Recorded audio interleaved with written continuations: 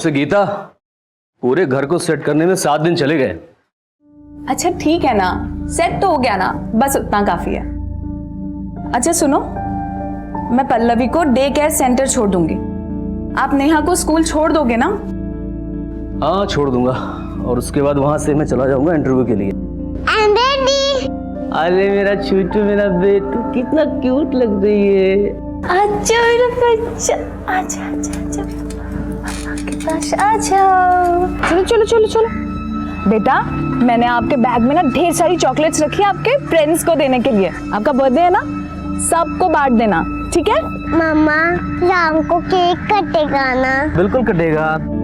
आपको नए फ्रेंड्स भी तो बनाने हैं ना, इसीलिए पापा ने आपके लिए चॉकलेट वाला केक ऑर्डर किया है। आ जाओ, चलो चलते हैं।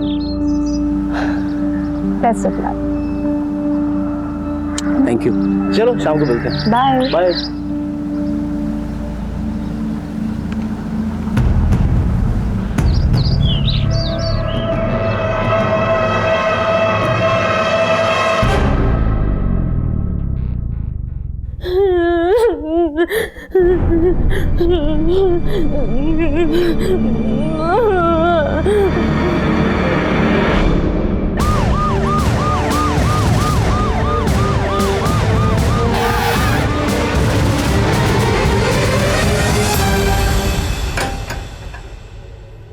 ताला तोड़ो।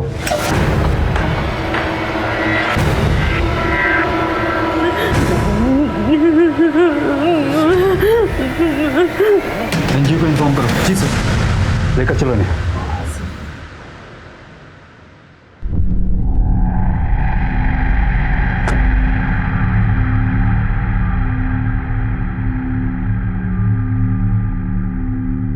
तुम्हारा नाम क्या है?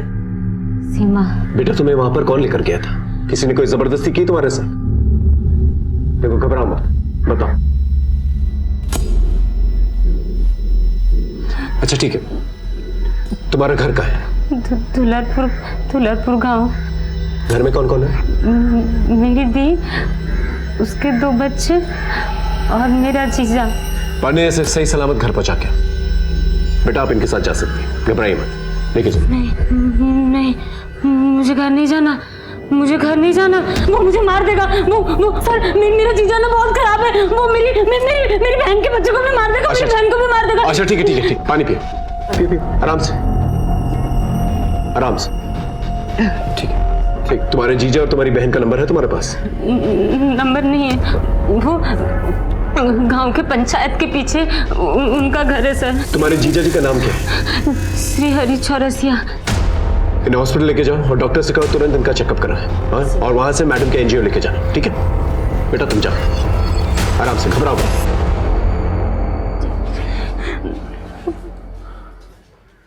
सर इस लड़की को हमने जहाँ से रेस्क्यू किया था, उस घर में कोई मुरली तिवारी नाम का लड़का रहता है, किराए पर। फर्स्ट ईयर का स्टूडेंट है। इस मुरली और श्रीहरि के बारे में पता करो, और ये भी पता करो कि ये लड़की अपने जीजा जी से इतनी घबराई भी क्यों है, और बाकी में इसकी बहन और इसके बच्चों को कोई मारना चाहता है कि नहीं। जी सर।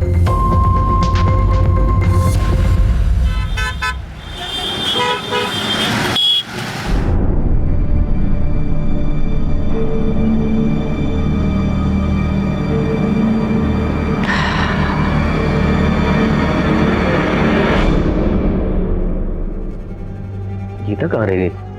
नेहा और पल्लवी को लेकर तो उसे अब तक आ जाना चाहिए था।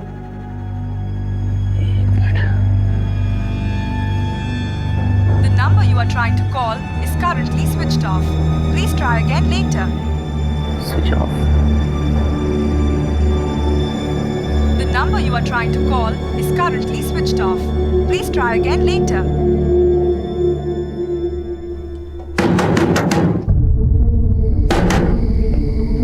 क्या है? भाई साहब, ये मेरी बेटी नेहा है, इसे देखा है आपने? हाँ, इनका मम्मी छुट्टी के बाद आई थी, ले गई। मैडम मेरी 4 महीने की बेटी है, वो आपके डे केयर में आती है। गीता मैडम की बेटी ना? जी मैडम। गीता मैडम आई तो थी अपनी बड़ी वाली बेटी के साथ, जो कि स्कूल ड्रेस में थी। वो आए, पल्लवी को लेकर चले गए। चले गए? जी।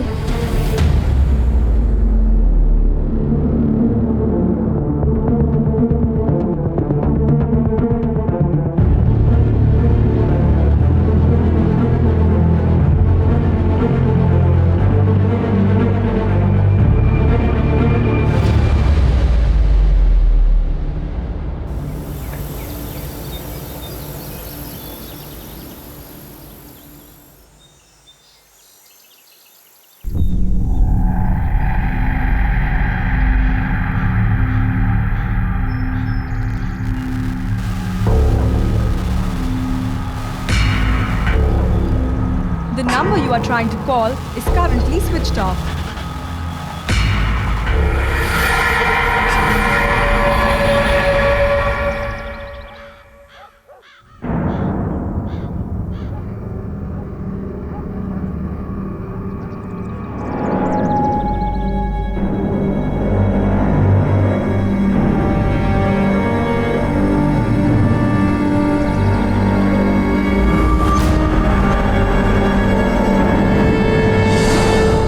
जनवरी 2019 हरदोई दुलारपुर हाईवे, एक ऐसा हाईवे जहां पर रोजाना सैकड़ों गाड़ियां गुजरती हैं। ऐसे मशहूर एरिया में 3 दिनों तक 3 सरकटी लाशें पड़ी रही जो पूरी तरह से सड़ चुकी थी, जिनकी शिनाख्त करना हमारी प्राथमिकता थी। मामला संगीन था और हमारी तहकीकात में कहानी जैसे जैसे परत दर परत खुलती जा रही थी, हमारी मुश्किलें और बढ़ाती जा रही थी और हमें और उलझाती जा रही थी। आखिर क्या थी ये 3 सरकटी लाशों की दास्तान? सर बोलिए। सर, मेरी वाइफ और दोनों बच्चे कल से गायब हैं। उनका फोन भी स्विच ऑफ आ रहा है। बैठिए। बीवी से झगड़ा किए थे क्या? नहीं साहब, झगड़ा तो नहीं हुआ था। कहीं मायके तो नहीं चली गई? साहब, वहाँ फोन तो किया था लेकिन फोन बंद आ रहा है। और कहाँ जा सकती, कुछ आइडिया? पता नहीं सर, मेरी वाइफ खुद दोनों बच्चों को स्कूल और डे केयर सेंटर से लेकर गई है। सर, मेरी कुछ समझ में नहीं आ रहा है। देखो, अभी 7:30 बज रहे हैं। इंस्पेक्टर साहब 10:30 बजे तक आएंगे। तब तक आप अपने बीवी बच्चों का नाम, नंबर, फोटो और अपने ससुराल वालों का भी नाम, नंबर और फोटो दीजिए। जी, क्या नाम बताया? जी, दान वर्मा।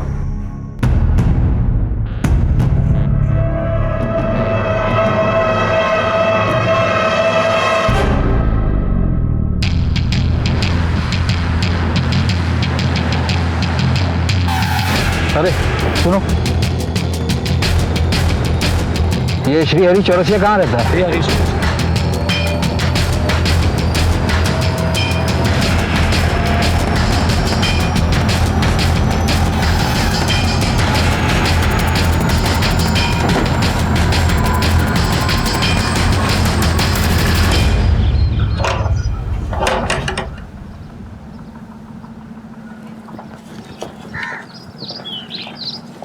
ये श्री हरि चौरसिया का घर यही है क्या?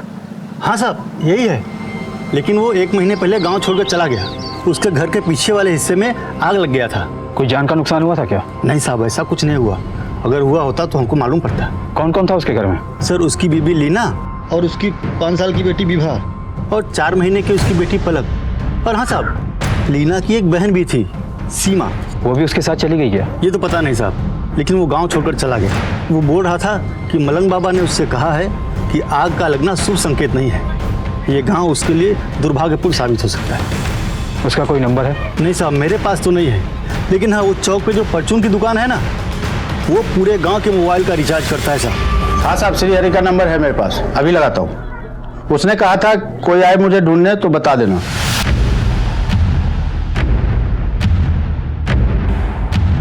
श्री हरि चौरसिया, कोई सरकारी कागज आया तुम्हारा? पता क्या है तुम्हारा?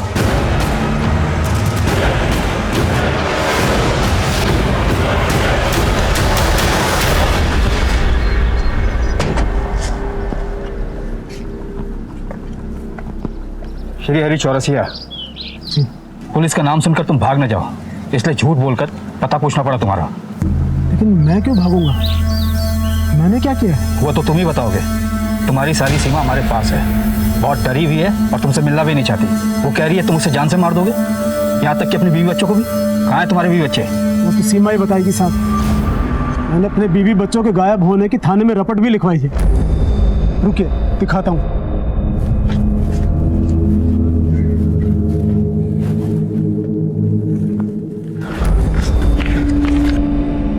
ये लीजिए, देखिए। 2 महीने पहले सीमा भाग गई और उसके 15 दिन बाद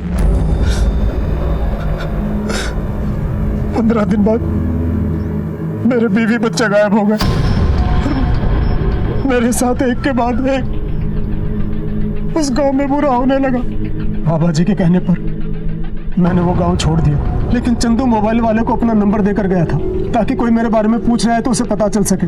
आप ही सोचिए साहब, अगर मैंने कुछ गलत किया होता तो मैं अपना नंबर देकर क्यों आता? लेकिन सीमा तो हमें कुछ और ही बता रही है। सीमा ही मेरे बीवी बच्चों को फुसला कर ले गई है साहब। आप एक बार, सिर्फ एक बार मुझे उससे मिला दीजिए, फिर दूध का दूध और पानी का पानी हो जाएगा। हाँ सर, ये श्रीहरि का पता चल गया है, लेकिन ये श्रीहरि तो सीमा पर इल्जाम लगा रहा है। कह रहा है कि उसकी बीवी बच्चों को सीमा लेकर चली गई और वो खुद सीमा से मिलना चाहता है। फिलहाल सीमा महिला एनजीओ में, उसकी हालत काफी बुरी है, डॉक्टर्स की निगरानी में। तुम एक काम करो, जब तक सीमा की तबीयत ठीक नहीं हो जाती, तुम गांव वालों से श्रीहरि और सीमा के बारे में पूछताछ करो। ठीक है सर।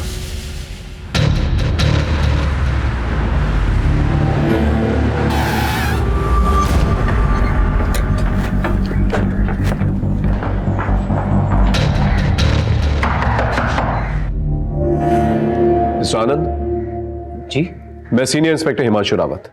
आपने अपने बीवी बच्चों की मिसिंग कंप्लेंट दर्ज करवाई थी? जी सर, कुछ पता चला क्या? फिलहाल तो नहीं, लेकिन उनके फोटोज हमने आसपास के थानों में सर्कुलेट कर दिए। हमने तुम्हारे ससुर के फोन के बारे में पता किया, 1 महीने से नंबर बंद है। तुम्हें इसके बारे में कुछ पता नहीं था? नहीं सर, मेरी उनसे बातचीत नहीं होती। तुम्हारा बीवी के साथ कोई झगड़ा हुआ था? देखो हिचकिचाओ मत, बेझिझक बताओ। नहीं सर, मेरा उसके साथ कोई झगड़ा नहीं था, हमने तो आपस में बहुत प्यार था। कल ही की तो बात है। और आशा दीदी लग गई काम पे? तुम्हें पता है कितनी औरतें मेरा इंतजार करती रहती है, कहती है आशा दीदी आएगी, आशा दीदी आएगी। कभी कभी तो मुझे लगता है कि मैं मेरा नाम ही भूल जाऊंगी कि मेरा नाम गीता भी है। लेकिन इस बार मैंने सबको कह दिया कि मुझे आशा दीदी नहीं, मुझे गीता दीदी ही बुलाया करो, बस। भैया मुझे मत बोल देना कि मैं भी तुम्हें गीता दीदी बोलूं। अच्छा, गीता दीदी बुलाओगे आप मुझे? आप तो मुझे गीतू ही बुलाया करो।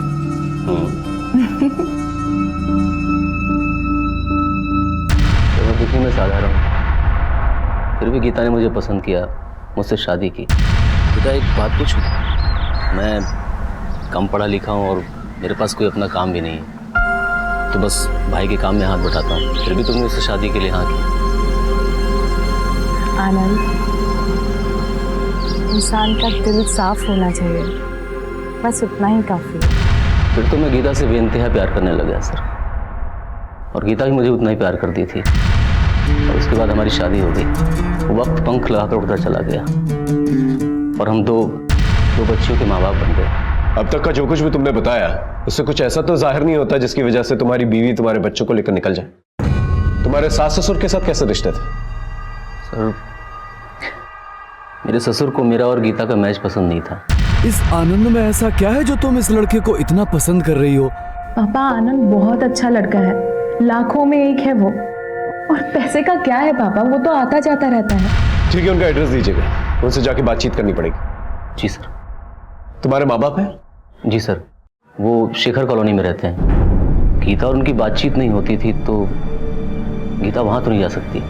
ठीक है, उनका फोन नंबर और एड्रेस देना, उनसे क्रॉस चेक करना होगा। ठीक।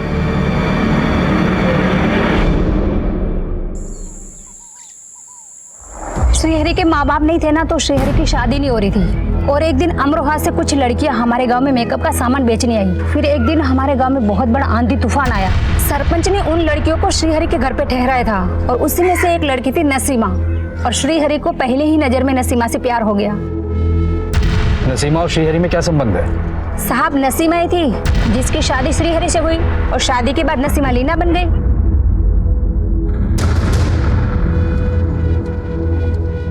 लीना बहुत ही अच्छी औरत थी। वो हमारे गांव में टिकली, बिंदी, लिपस्टिक, पाउडर, श्रृंगार का सामान बेचने आती थी, और साथ में हमें इस्तेमाल भी करना सिखाती थी। आप लोग कुछ लगाओ या ना लगाओ, ये 3 चीजें लगानी तो बहुत जरूरी है। पहली काजल, दूसरी लाली और तीसरी टिकली। इसे लगाने से हम औरतों का रूप देवी स्वरूप हो जाता है। एक तरीके की लाली बिंदी नहीं लगाते हैं, तीज त्योहार पे अलग और शादी ब्याह में अलग लगाते हैं। मेरे पास तो हर कलर की है। लीना बहुत ही मेहनती और भली औरत थी साहब। ये श्रीहरि बहुत शक्की था।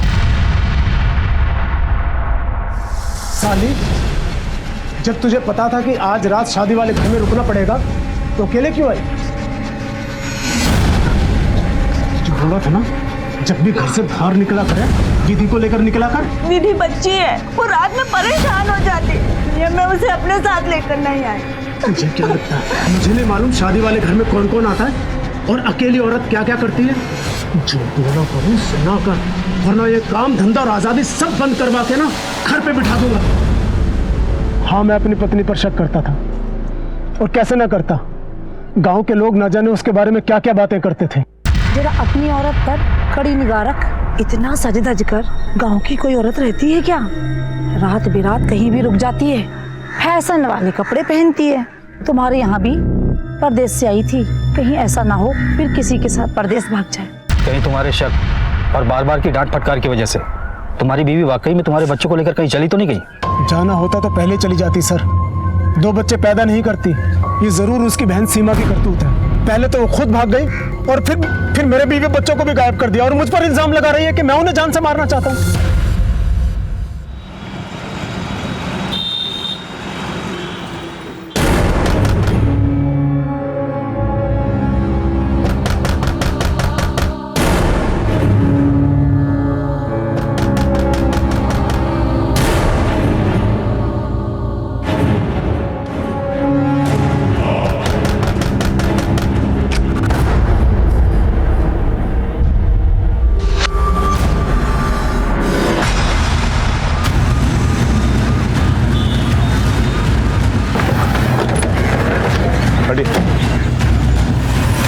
ऐसा तो कोई बदला या दुश्मनी निकालने के लिए कर सकता है, या फिर कातिल पेशेवर भी हो सकता है, या फिर किसी ने सुपारी ली हो आनंद को मारने के लिए। अफसोस की बात यह है कि हमें शक तक नहीं हुआ कि आनंद की जान को खतरा था। सर कहीं ऐसा तो नहीं कि गीता के माँ बाप ने गीता और उसके बच्चों को अपने पास बुला लिया हो और इधर चुपके से आनंद को मरवा दिया हो सकता है। फिलहाल बॉडी को पंचनामे के बाद पोस्टमार्टम के लिए भेजो, और आसपास चेक करो कोई मर्डर वेपन मिलता है कि नहीं मिलता, और इस गीता के बाप की अच्छी तरह से खबर है। ओके साफ। अचानक से हमारे पर 2 केसेस सॉल्व करने की जिम्मेदारी आ गई। पहला, सीमा का केस, जो इस वैश्य समाज में कहां घूम रही थी, और उसका यह डर कितना जायज था कि उसकी बहन लीना चौरसिया उर्फ नसीमा और उसके 2 बच्चे विधि और पलक की जान को खतरा है। और दूसरा केस था गीता वर्मा और उसकी 2 बच्चियों का गायब होना, और मिसिंग कंप्लेंट के दूसरे दिन ही उसके पति आनंद वर्मा का मर्डर हो जाना। हमने दोनों केसेस में 2 अलग अलग टीमें बनाई और अपनी जांच पड़ताल शुरू की। सर ये श्रीहरि और सीमा दोनों के बयान एक दूसरे से उल्टे हैं। ये दोनों तो एक दूसरे पर आरोप प्रत्यारोप लगा रहे हैं। मेरा जीजा मेरी बहन के बच्चों को और मेरी बहन को मार देगा, वो मुझे भी मार देगा। सीमा ही मेरे बीवी बच्चों को फुसला कर ले गई है सर। कहीं ऐसा तो नहीं कि इनकी लड़ाई में कोई और बाजी मार गया? सर मुझे कोई 2 ही पॉसिबिलिटी नजर आ रही है। क्या? या तो लीना घर छोड़कर भाग गई है, या फिर कोई तीसरा ही सच है जो हमारी पकड़ में नहीं आ रहा है। इस लड़के मुरली के बारे में पता क्या, जिसे सीमा हॉस्टल में मिलने गई थी? नहीं सर, लेकिन एनजीओ के हेड से मैं लगातार टच में हूँ। मैंने भी बाकी पुलिस स्टेशन में पता किया है। इस लीना की कोई मिसिंग लीड नहीं मिल रही है। उसके फोटोग्राफ्स बाकी पुलिस स्टेशन में ऑलरेडी सर्कुलेट कर दिए। सर सीमा की मेडिकल रिपोर्ट में कोई इमीडिएट रेप साइंस तो है नहीं, लेकिन ये जरूर लिखा है कि अपनी उम्र से ज्यादा सेक्सुअली हाइपर एक्टिव है। सर ये बात तो और कंफ्यूजन बढ़ा रहा है। या तो अब सीमा कुछ और बोले, या तो वो लड़का मिले मुरली, तभी कुछ क्लैरिटी मिल सकती है। आपकी बेटी गीता और उसके बच्चे कहाँ हैं? अपने पति के साथ होगी, और बच्चे भी उनके साथ में ही होंगे। आपके दामाद का मर्डर हो गया है, आप दोनों को क्या लगता है उसको कौन मार सकता है? पता नहीं सर, वो तो इतना नाकारा और निकम्मा था कि उसके तो हजारों दुश्मन रहे होंगे। पापा, वो आनंद को 5 लाख रुपए की जरूरत है। तो दहेज में कुछ नहीं लिया तो अब ऐसे ऐसे पैसे निकलवा रहा है। ये लो 5 लाख रुपए हैं, समय से लौटा देना। हम उसके बहुत पीछे पड़े, लेकिन वो हमेशा आजकल करता रहा। आखिर में परेशान होकर मैंने उसे गुस्से में एक दिन लताड़ा, तो फिर वो आधम का। क्या लगा था आपको लेके भाग जाऊंगा? तो दामाद में पता है क्या क्या करते हैं, लेकिन आपने 5 लाख में दम तोड़ दिया। आज से हमारा आपका कोई रिश्ता नहीं, सब खत्म। वो दिन था और आज का दिन, बस 30 त्योहार पे ही बेटी से राम राम होता था। यहाँ तक कि हमने अपनी छोटी नातिन का मुंह नहीं देखा था। अपने रिश्तों में सुलह के लिए कभी आनंद के माँ बाप की मदद नहीं ली आप लोगों ने? सर जब जड़ ही कट गया तो फिर टहनियों को जोड़ के क्या फायदा।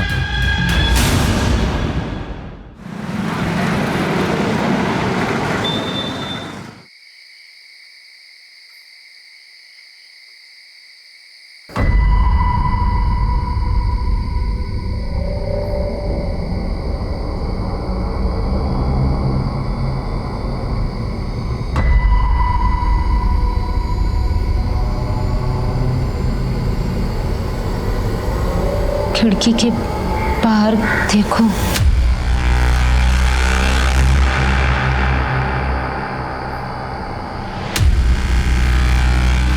ये कौन है? कौन है वहां पे? ए, कौन है? ए?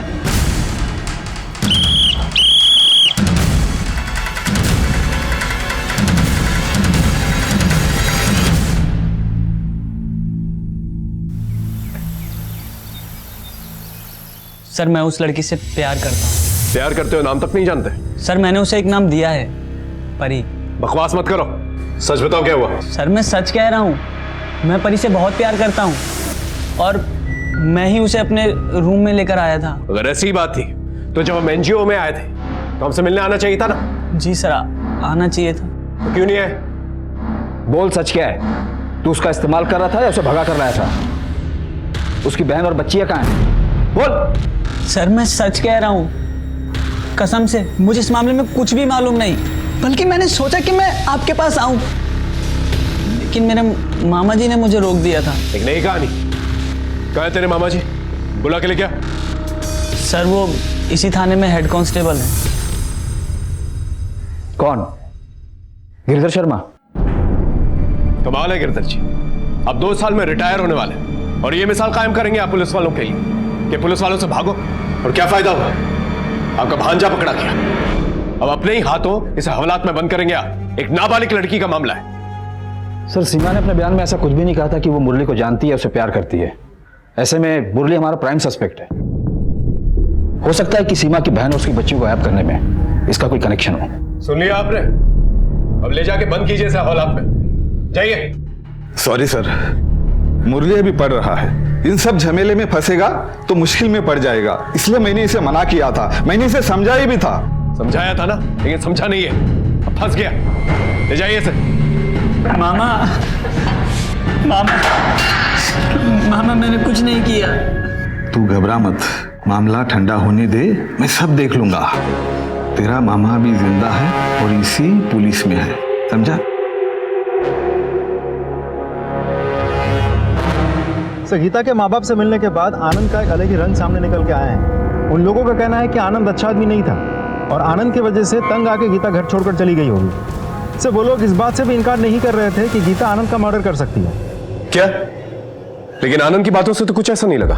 सर इन दोनों परिवारों के बीच पिछले 1 सालों से बातचीत नहीं चल रही थी और गीता का भी अपने माँ बाप के घर आना जाना नहीं था। फिर इन दोनों के फोन्स क्यों बंद थे?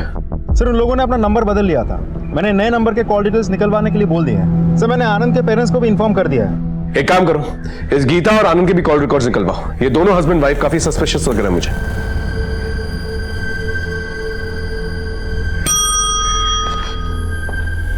सर आप आप पंडे, ये सीमा और श्रीहरि के केस में कोई डेवलपमेंट? सर हमारे खबरों ने श्रीहरि पर नजर रखा है, लेकिन कोई खास सुराग नहीं मिला। वो तो बहुत ही हताश सा जीवन जी रहा है।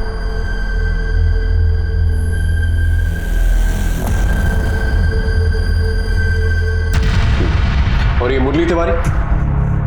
वो अपने बयान पर कायम है, लेकिन दुल्लरपुर गांव में लीना और उसकी बच्चियों को दोबारा किसी ने नहीं देखा। सर हो सकता है कि मुरली और सीमा के रिश्ते से लीना नाराज हो और इन दोनों ने मिलकर उसे गायब किया हो।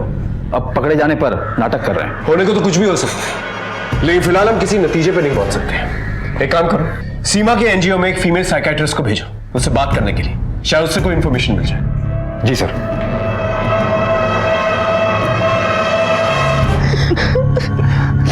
सर जब से गीता हमारे घर में बहू बनकर आई, हमारे घर की शांति भंग हो गई।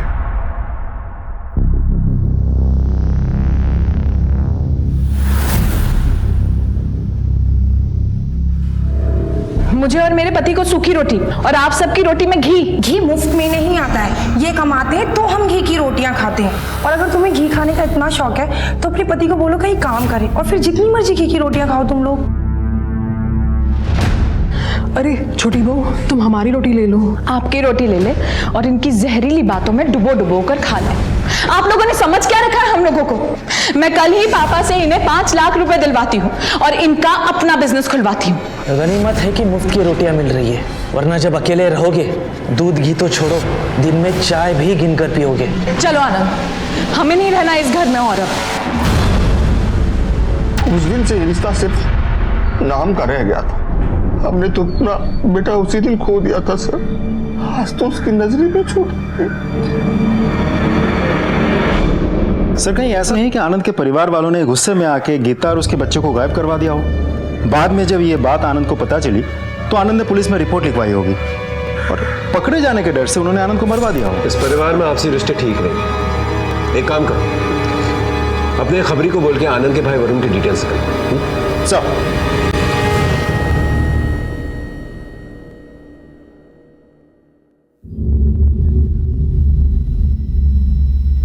सीमा बेटा, घबराने वाली कोई बात नहीं है। मुझे अपना दोस्त ही समझो और बेझिझक तुम सारी बातें मुझे बता सकती हो।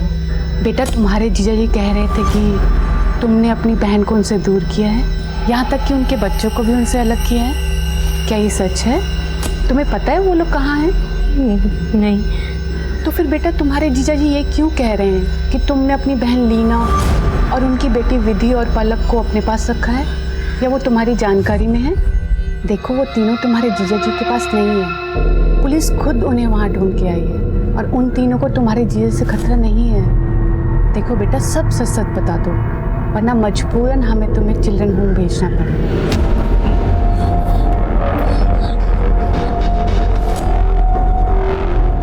बोलो बेटा, डरो मत, बताओ मुझे। नहीं, मैं मेरी दी और पलक और विधि को कैसे अपने पास रख सकती हूँ? ये कैसे गायब कर सकती हूँ? मैं तो खुद तुरा के रेड लाइट एरिया में मर चुका। अच्छा ये बताओ, तुम्हें वहाँ रेड लाइट एरिया में कौन लेके गया था? मुरली शर्मा? नहीं। मुझे वहाँ मेरी जीजा श्रीहरी चौरसिया लेके गया था, वहीं लेके गया था मुझे वहाँ। बस बेटा बस, ठीक हो जाएगा।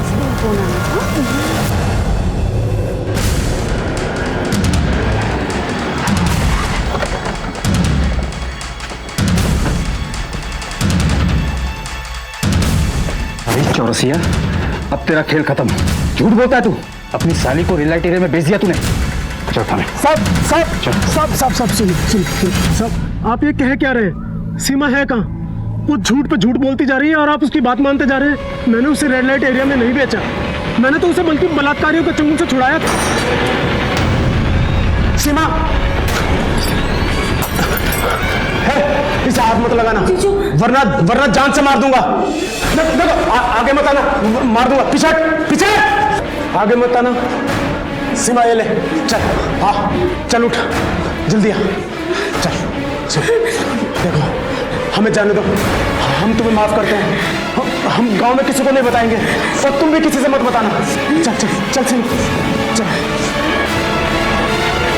और अगर आपको विश्वास नहीं हो रहा तो दुलारपुर गांव में इन दो लड़कों के बारे में किसी से भी पूछिए, या फिर आप उन्हें गिरफ्तार कीजिए, वो खुद उगलेंगे। हमें जो करना है वो करेंगे, लेकिन तुम्हें जो करना था तुमने वो नहीं किया।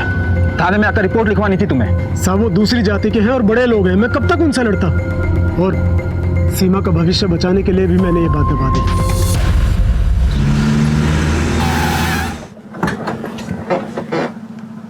क्या जानती हो, बोलो। आनंद और वरुण के बीच लड़ाई हुई थी और वरुण ने आनंद को जान से मारने की धमकी भी दी थी साहब। देखो भैया, ना तो हमको जमीन से उपजा अनाज मिलता है और ना पैसा। इस घर में हम रहते नहीं है, किराया देना पड़ता बाहर अलग, इसलिए बंटवारा कर दो, ज्यादा अच्छा होगा। जा अपने बीवी से प्रॉपर्टी मांग। ये तब नहीं सोचा जब उसके चढ़ाने पर तू घर छोड़कर निकल गया था? अरे ऐसी बीवी अगर मेरी होती ना, मिट्टी का तेल डालकर जला देता उसे। बस भैया, मेरी गीता के बारे में एक शब्द मत बोलना, नहीं तो बर्दाश्त नहीं कर पाऊंगा। जा, तू क्या बर्दाश्त करेगा? साला चोरू का गुलाम, जाने तो मार दूंगा मैं। इसके आगे प्रॉपर्टी का एक लफ्ज भी निकाला ना, तुझे, तेरी बीवी और बच्चों को सबको जान से मार दूंगा मैं, समझा? मेरे बेटे को कहाँ लेके जा रहे हैं सर? आपके बेटे ने आनंद को जान से मारने की धमकी दी थी। सर मेरी वरुण ने कुछ नहीं किया सर। वो क्या किया है क्या नहीं वो हम थाने में देख लेंगे, समझ में आया? सर मेरा बेटा मासूम है सर। सुनिए सर उसको मेरे वरुण ने कुछ नहीं किया है सर वरुण।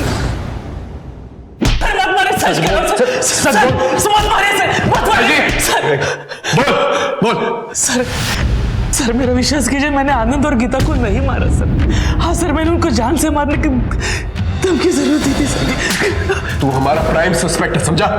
जब तक केस सॉल्व नहीं हो जाता तो यही रुकेगा। इसके कॉल रिकॉर्ड चेक कर, पता चल जाएगा किसे सुपारी दी थी। सेल नंबर बोल, फोन नंबर।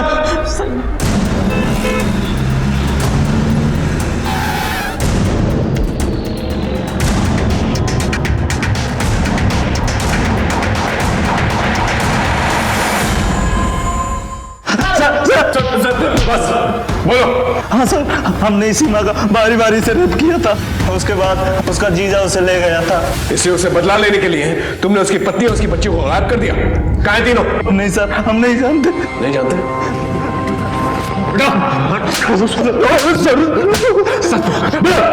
सर मैं सच कह रहा हूँ, हम लोग कुछ नहीं जानते सर, कसम से सर। जब तक ये लोग सच नहीं बोलते तोड़ते रहो इन्हें। ये टुकड़ों टुकड़ों में मिल रही इंफॉर्मेशन हमारे केस को डिले कर रही है। अगर सीमा ट्रॉमेटाइज नहीं होती तो हमारा केस ज्यादा आसान हो जाता। सर श्रीहरि ने सीमा को नथुरा में बेचा या नहीं, ये जानने के लिए मैंने एक पान वाला है बाके, उसे बुलाया है। ठीक है सर। हाँ पंडित।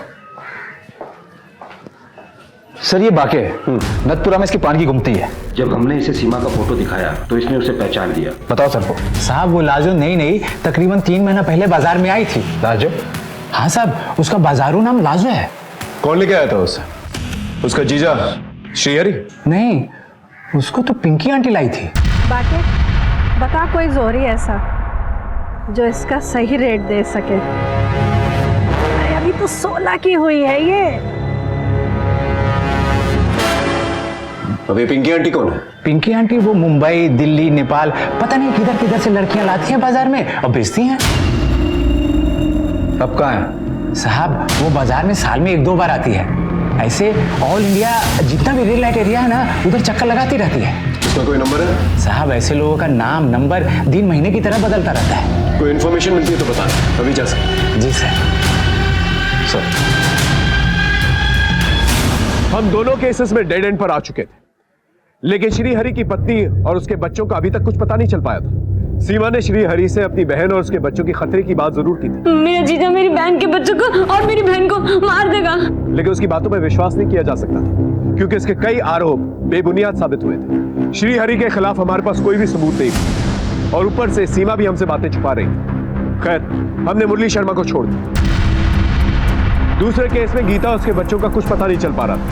आनंद के कातिल तक पहुंचने के लिए कोई सुराग नहीं मिल पा रहा। अब बस गीता और आनंद के कॉल रिकॉर्ड्स का इंतजार। हम सदर थाना हरदोई में परेशान थे। ये हमारी परेशानी में और इजाफा हो गया।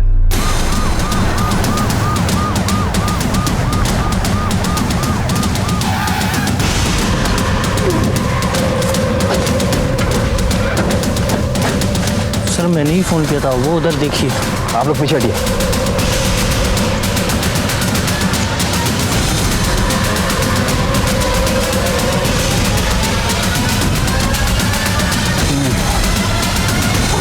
काफी दिन हो गए, बदबू आ रही है। बॉडीज बाहर निकालो। तीनों बॉडीज के सर कटे हुए हैं और बॉडीज बुरी तरह से डिकम्पोज हो चुकी हैं। सर कटी लाशें। आसपास का पूरा इलाका अच्छे से छान मारो, देखो सर कहाँ पर है। चलो। सर सुनो इधर आओ। Yes sir. ये सब कुछ देख के तुमने फोन किया था ना? Yes sir. कहाँ रहते हो? सर मैं रोज यहाँ से आसपास से गुजरता हूँ। ये ड्राम महीनों से यहीं पड़े। महीनों से यहीं पड़े हैं? Yes sir. लेकिन ये ड्रम्स आए कहाँ से? सड़क का काम चलने के बाद ये ड्राम यहीं पर ही है, कोई लेके नहीं गया। ठीक है। Okay sir. अगर ड्रम्स पहले से यहाँ रखे हुए थे। अब सवाल ये है कि हमारे पास 2 मिसिंग कंप्लेन है। एक श्रीहरि की पत्नी लीना और उसकी 2 बच्चियाँ, और दूसरा आनंद की पत्नी गीता और उसकी 2 बच्चियाँ।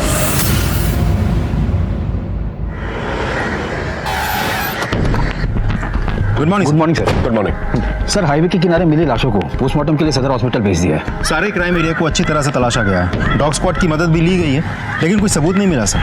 वो कटे हुए सर के बारे में भी कुछ पता नहीं चला। आसपास कोई सीसीटीवी फुटेज का सोर्स? नहीं सर। लेकिन सर यहाँ के लोकल अखबारों और न्यूज चैनल ने इस न्यूज को काफी गंभीरता से कवर किया है। मामला काफी संगीन है। इससे पहले मामला तूल पकड़े, हमें ये पता करना होगा ये लाशें किसकी और किसने इतनी बेदर्दी से इन्हें मारा है और क्यों मारा। साहब सर। हाँ पंडित। हरदोई दुलारपुर हाईवे के पास में जो 3 सरकटी लाशें मिली थी, महिला की उम्र 34 से 37 साल के बीच है। एक लड़की है जिसकी उम्र 5 से 6 साल है और जो सबसे छोटी है वो 3 से 4 महीने की है। आपसे रिलेशन कंफर्म करने के लिए डॉक्टर ने डीएनए टेस्ट के लिए भी भेजा है। और दोनों ही केसेस के अंदर उम्र एक ही है। एक काम कर, श्रीहरि को बुलवाओ शिनाख्त करने के लिए बॉडी की। अगर उससे शिनाख्त नहीं हो पाती है तो गीता और आनंद के पेरेंट्स को बुलाओ शिनाख्त करने के लिए। जी सर।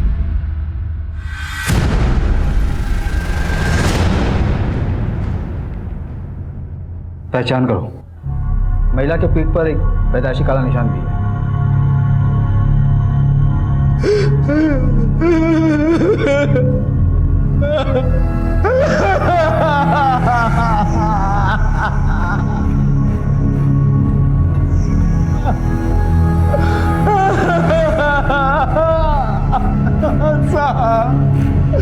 साहब उसको मैंने सीमा ने मेरे बीवी बच्चों को मरवा दिया था।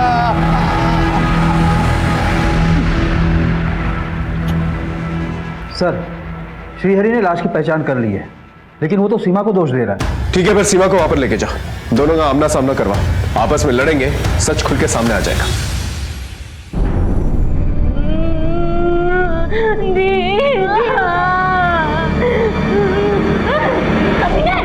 मार दिया तूने मेरी दीदी और बच्चों को, मार दिया तूने। मैंने मारा? अरे तूने अपने किसी यार के साथ मिलकर मारा होगा, धंधे वाली। मत बोल मुझे धंधे वाली। किसने बनाया मुझे धंधे वाली? तूने बनाया, तूने बनाया। पुलिस को सब पता है कि तेरा बलात्कार हुआ था और तुझे मैंने बचाया था। तुमने मुझे बचाया था? फिर क्या किया था तूने मेरे साथ? हाँ, क्या किया था तूने मेरे साथ? आज तक मुझे अपनी दीदी की जान की परवाह थी, इसलिए किसी को कुछ नहीं बताया, लेकिन आज मैं सब कुछ बोल दूंगी, सब कुछ बोल दूंगी। मैं साहब ये मेरे साथ रोज जबरदस्ती करता था। जब मेरी दीदी नहीं रहती थी ना तो दिन में 3 बार जबरदस्ती करता था साहब। ये झूठ बोल रही है साहब, बिल्कुल झूठ बोल रही है। ए चुप, मैं सच बोल रही हूँ। और जब इसका मन भर गया ना साहब तो इसने मुझे वो पिंकी को भेज दिया।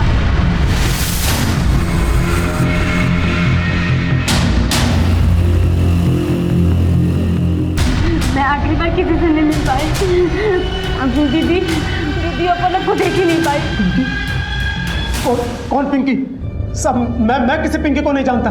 ये हमेशा आपको मेरे खिलाफ नई नई कहानियां सुनाती रही है और आज फिर एक कहानी सुना रही है साहब। झूठ बोल रही है साहब, मेरा यकीन करो, ये बलात्कारी है, ये झूठा है नंबर का। इसने मेरी दीदी और बच्चों को मार लिया।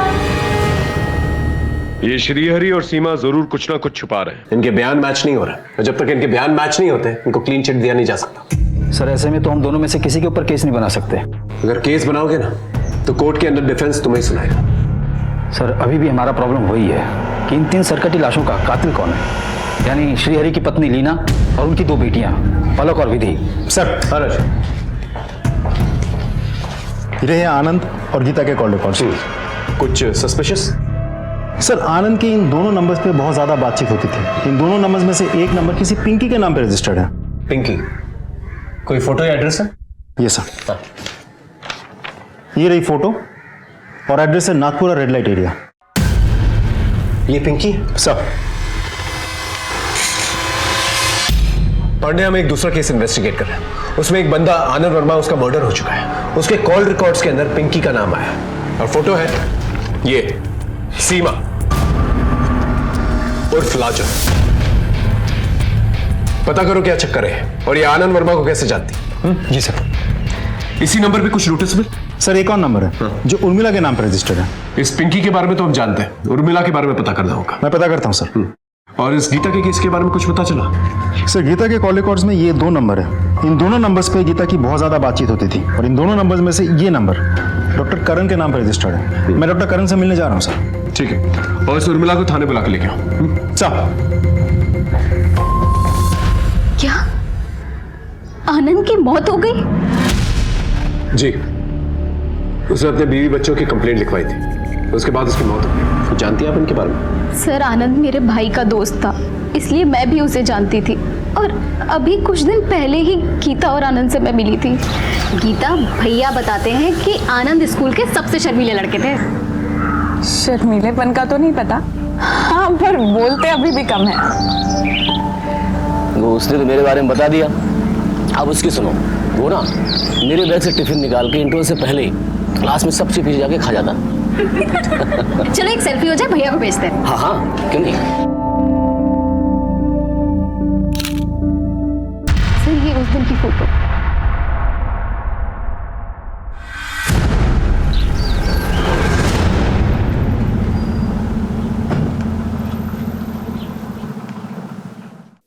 सर गीता को मैं 2 सालों से जानता हूँ।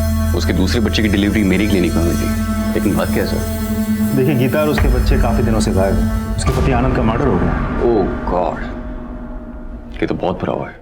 आपको क्या लगता है गीता अब कहाँ जा सकती है? सर मैं क्या कह सकता हूँ, I wish I could help you. आपको लगता है गीता आनंद का मर्डर कर सकती है, या फिर आनंद गीता का, या फिर कभी ऐसा हुआ हो कि गीता ने आपके साथ कोई राज शेयर किया हो? सर पर्सनली गीता ने कभी कुछ ऐसा जिक्र किया नहीं मेरे सामने, सो कांट से। हाँ सर, मैं आनंद वर्मा को जानती हूँ। वो सप्ताह में आता था एक दिन मेरे पास। नहीं, कपड़े उतारने की जरूरत नहीं है, बैठकर कुछ बातें करते हैं।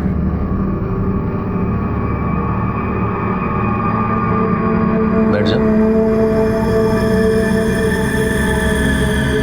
आप विस्की या बियर कुछ लेंगे? नहीं, मैं ये सब नहीं पीता। लेकिन अगर हमने नहीं बेची तो शाम को आंटी हमें बहुत गालियाँ देती हैं, और फिर नहीं, कोई बात नहीं, रख लो।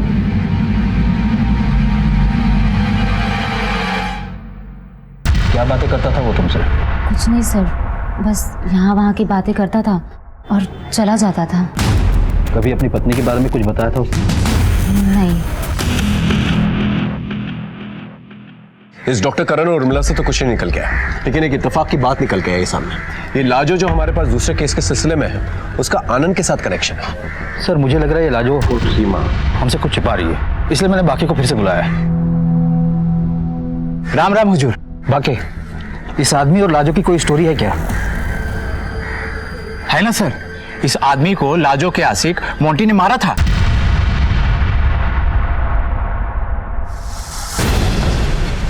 मोंटी, वो हिस्ट्री शीटर मोंटी ठाकुर? हाँ सही बोल रहे सर।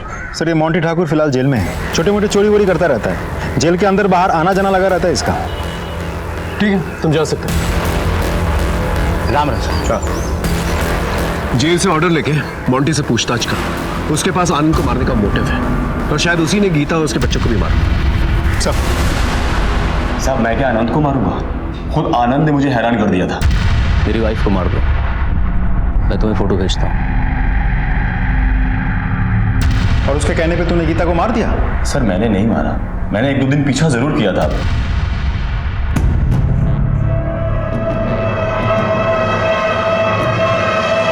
लेकिन फिर मैं मियां बीबी के पचड़े में नहीं पड़ा, और वैसे भी दूसरी चोरी के केस में 1 महीने से अंदर हूँ। अच्छा एक बात बता, तूने आनंद को कभी पूछा नहीं था वो गीता को क्यों मारना चाहता है? सर मैंने आपको बताया ना कि मुझे मियां बीबी के पचड़े में कोई इंटरेस्ट नहीं था। आनंद का मर्डर और गीता और उसके बच्चों का गायब होना एक रहस्य की शक्ल इख्तियार कर चुका था।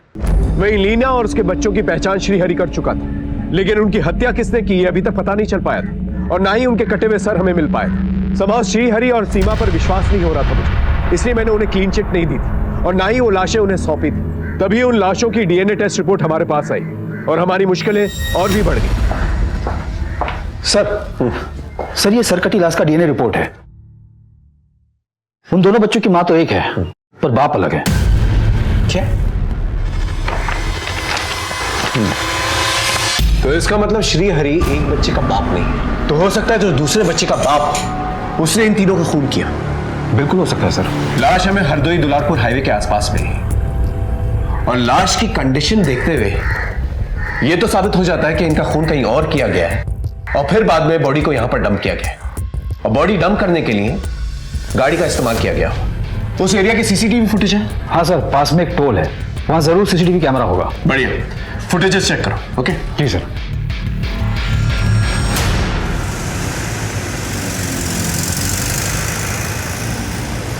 कितनी गाड़ियां निकली थी? 123 गाड़ियां निकली थी सर।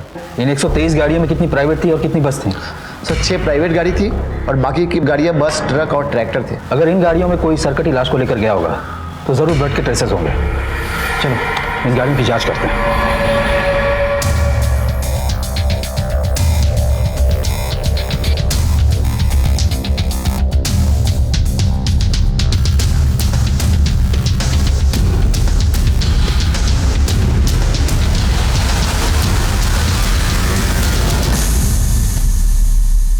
गाड़ी की इंटीरियर क्यों करवाई?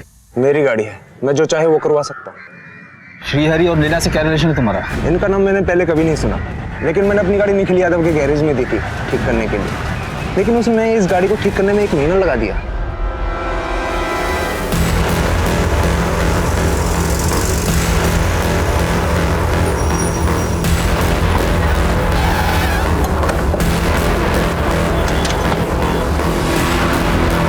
पूरा गराज छान मारो।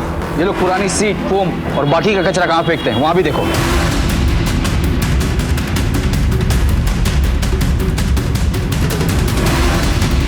Sir sir sir sir sir क्या हुआ सर?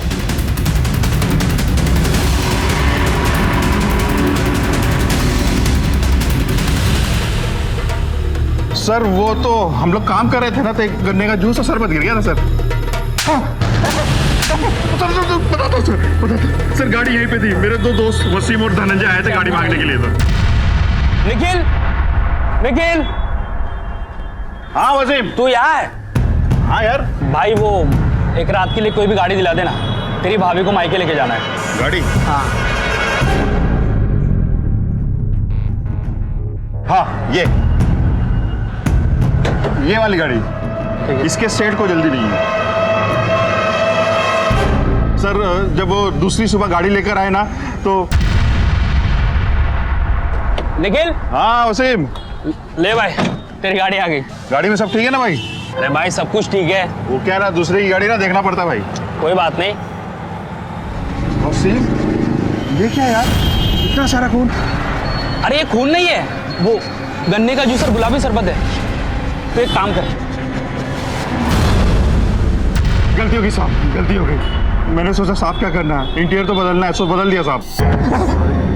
अगर तूने टाइम पर पुलिस को फोन किया होता तो इतने बड़े जुर्म का हिस्सा नहीं बनता तू। माफ कर दो सर, सब गलती हो गई, सब गलती हो गई। कहाँ मिलेंगे वसीम और धनंजय? सब वसीम और धनंजय सर वहां पर।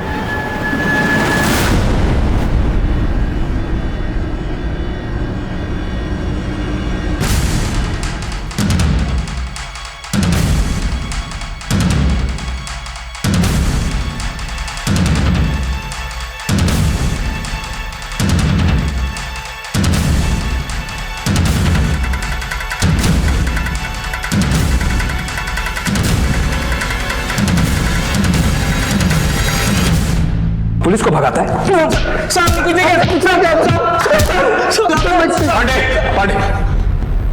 श्रीहरि की पत्नी उसके बच्चियों को क्यों मारा? ये कौन लोग हैं साहब? हमने नहीं मारा इन्हें। झूठ बोलता है। सारे एविडेंसेस तुम लोग के खिलाफ। साहब हम सच बोल रहे हैं, हम नहीं जानते ये कौन लोग हैं। हमने तो बस गीता वर्मा और उसकी दोनों बेटियों को मारा था और उनकी लाश को ड्रम में डाले थे बस। क्या इसका मतलब श्रीहरि ने हमसे झूठ कहा कि वो लाश उसकी पत्नी की? मतलब गीता जिसे हम इतने दिनों से ढूंढ रहे थे, उसकी मौत पहले हो चुकी है। यानी लीना और उसके बच्चे पलक और विधि जिन्हें मरा हुआ समझ रहे थे, वो मिसिंग है। सच बोलो, सच बोलो। झूठ क्यों बोलेंगे साहब? हमें गीता और उसके बच्चों को मारने की सुपारी मिली थी। सब छोटे बच्चों को मारा तो उसकी गर्दन कट गई। फिर आइडिया आया कि सबकी गर्दन काट देते हैं, लाश की शिनाख्त नहीं हो पाएगी। साहब हम बॉडी को नदी में ले जाकर डंप करने वाले थे, लेकिन रास्ते में गाड़ी पंक्चर हो गई और जब तक टायर चेंज किया तब तक सुबह हो गई थी। आगे जाना खतरे से खाली नहीं था, इसलिए हमने हाईवे के बाजू में एक ड्रम में बॉडी को उल्टा डाल दिया। कटे हुए सर का क्या किया? सर को एक पॉलीथीन में डाल के जमीन में गाड़ दिया साहब। गीता का पति आनंद, उसे भी तुम लोगों ने मारा? नहीं साहब, मैंने गया था वहां पर, वसीम गया था। साहब हमें आनंद को मारने की सुपारी नहीं मिली थी, बस उस पर नजर रखने के लिए कहा गया था। क्या मतलब? साहब मुझे बोला गया था कि आनंद अगर पुलिस स्टेशन जाता है तो मुझे इन्फॉर्म करो। तो मैंने आनंद को फॉलो किया, कॉल पे ऑर्डर मिला मार दो, तो मैंने मार दिया साहब। गीता, आनंद और उसकी बेटियां, उसे किसके कहने पे मारा? ये देखो, इन लोगों के कहने पे? हाँ, या फिर इसके? या फिर इसके? साहब इनमें से कोई नहीं है वो तो पांडे कुछ बोला है? सर कुछ कबूल नहीं कर रहा है। ठीक है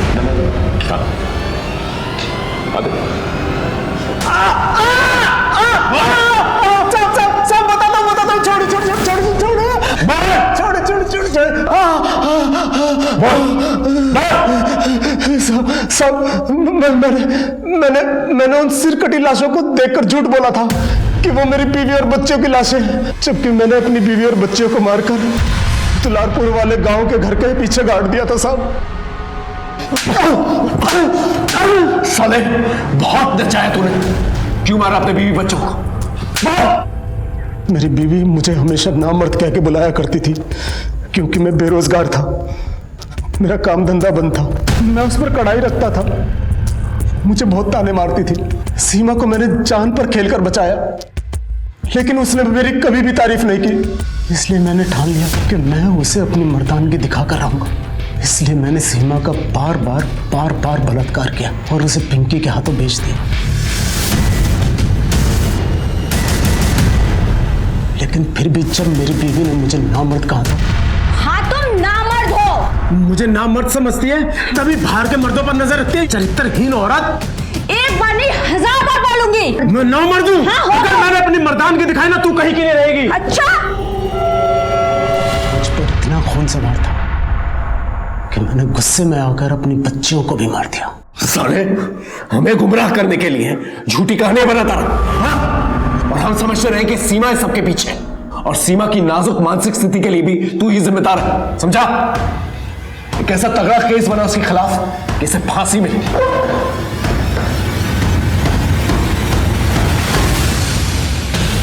बड़ी चतुराई के साथ तुम लोगों ने एक दूसरे के साथ कनेक्शन छिपाया है। अब सच सच बताओ क्या क्या किया? सर मैं और करण एक दूसरे से प्यार करते हैं और शादी करना चाहते हैं, लेकिन एक दिन करण मेरे सामने रोने लगा। I'm sorry, Urmila. एक औरत हमारे बीच आ गई, उससे मेरा कोई लगाव नहीं है। मुझे समझ भी नहीं आ रहा कि मैं उससे अपना पीछा कैसे छुड़ाऊं। कौन है वो औरत? ये अरे ये तो मेरे भैया के दोस्त आनंद की बीवी है, गीता। और अभी कुछ दिन पहले ही तो मुझसे मिली थी। फिर मैं आनंद से मिली।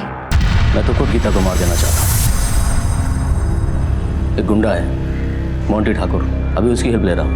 अगर तुम लोग उसे मार दो तो मैं मोंटी को मना कर देता हूँ। सर जब उर्मिला ने मुझे बताया कि आनंद खुद अपनी बीवी को मरवाना चाहता है, तब मैंने ये बात गीता को बताई ताकि वो डर कर वापस अपने पति के पास चली जाए, लेकिन उसने कुछ और ही कहा। हाँ तो आनंद मुझे मरवाना चाहता है ना, तो तुम एक काम करो, तुम आनंद को मरवा दो, क्योंकि वैसे भी आनंद फुक्कड़ है। उसे छोड़ने के बाद मुझे कोई एलिमनी नहीं मिलेगी, लेकिन हाँ उसके मरने के बाद उसकी सारी प्रॉपर्टी मेरी हो जाएगी। फिर हमें लगा कि गीता को मरवाने में ही हमारा फायदा है, इसलिए हमने आनंद को कॉन्फिडेंस में लेकर गीता को मारने का प्लान बनाया। उसे रहने को एक ठिकाना दिया जहां वसीम और धनंजय ने जाकर उसे मार दिया। सर मैंने गीता से कहा था कि वो अकेले आए, लेकिन वो अपने साथ बच्ची को लेकर आ गई। सब कुछ गड़बड़ हो गया। अगर आनंद तुम लोग के प्लान से वाकिफ था तो उसे क्यों मरवाया? सर प्लान के हिसाब से आनंद ने पुलिस स्टेशन जाकर गीता और बच्चियों की मिसिंग कंप्लेंट लिखवा दी, लेकिन बाद में जब हमने उसे बताया कि गीता के साथ साथ दोनों बच्चियां मारी गई हैं तो उसका गुस्सा उसके आप से बाहर चला गया और वो पूरी तरह से फट पड़ा। तुमने गीता को मारने के लिए कहा था, तुमने पल्लवी को क्यों मार दिया? बेटी थी वो, मेरी जान बचती थी उसमें। सबको छोड़ूंगा नहीं मैं, जेल में डलवाऊंगा तुम सबको। आनंद तुम ऐसा कुछ नहीं करोगे। देखो अगर हम पल्लवी को नहीं मारते तो हम सब फंसते, तुम मैं उर्मिला हम सब। और वैसे भी तुम्हें तो मालूम था ना गीता मेरे पास आने वाली है, तो बच्चियों को रोकने का काम तो तुम्हारा था ना, टफर। अरे उस कमीने गीता ने मुझे कोई अंदाजा नहीं होने दिया। देखो मैं कुछ नहीं जानता हूँ, अभी पुलिस स्टेशन जा रहा हूँ, तुम सबके बारे में बताऊंगा मैं। होश में आओ आनंद। देखो तुम ऐसा कुछ नहीं करोगे, ओके? तुम भी जेल जाओगे। और मेरी बात सुनो, देखो हम मिलके बात करते हैं, ओके? तुम रुको, मैं आता हूँ, अभी आता हूँ। आनंद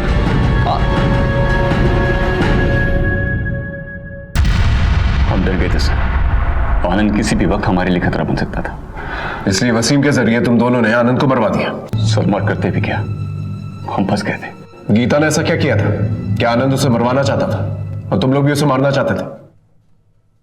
सर, गीता को एक बीमारी थी, ज्यादा सेक्स करने की बीमारी, जिसे मेडिकल टर्म में हाइपर सेक्सुअल डिजायर डिसऑर्डर बोलते हैं। उसी बीमारी के इलाज के लिए मेरे पास आई थी। सो मिस गीता, ये कुछ दवाइयां मैं आपको दे रहा हूं और इसी के साथ साथ थोड़ा सा मेडिटेशन, थोड़ा सा प्राणायाम आप कीजिए। इससे आपकी विल पावर और स्ट्रांग होगी और सेक्स करने की जो तलब है ना, वो धीरे धीरे डिक्रीज होगी। सो आई सी नेक्स्ट वीक। और एक दिन वो धोखे से मेरे साथ सो गई और उसने उसका एमएमएस भी बना लिया।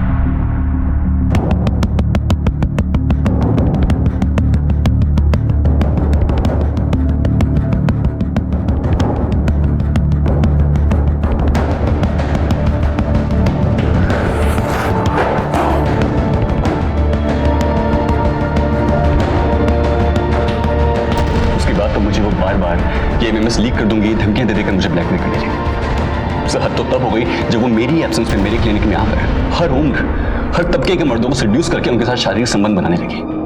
सर, मैंने उसका ध्यान भटकाने के लिए आशा दीदी में उसकी नौकरी भी लगवाई, लेकिन वहां से उसकी शिकायतें आनी शुरू हो गई। सर, हो सकता है आपकी टीम अपने एंड पे पता ना लगा पाई हो, लेकिन मैं आपको बता रहा हूँ, आनंद ने पिछले 2 सालों में 3 घर बदले हैं, क्योंकि उसकी बीवी की ये बीमारी या लत, आप जो भी कहें, उसकी वजह से उसकी बदनामी होती थी और उसे वो जगह छोड़नी पड़ती थी। इसीलिए आनंद उसे मारना चाहता था और एक औरत से मिला हुआ दुख वो दूसरी औरत के पास जाके दूर करता था। तभी गीता के बच्चों के डीएनए टेस्ट में दोनों बच्चों के बाप एक नहीं थे। सर, दूसरे बच्चे की डिलीवरी तो मेरी क्लिनिक में हुई थी, लेकिन उस बच्चे का बाप कौन था ये तो गीता भी नहीं जानती होगी। कानून से खिलवाड़ करने के बजाय अगर तुम लोग हमारे पास आए होते तो कानून के दायरे में रहकर हम गीता का सुधार करते और इतने लोगों की जान नहीं जाती।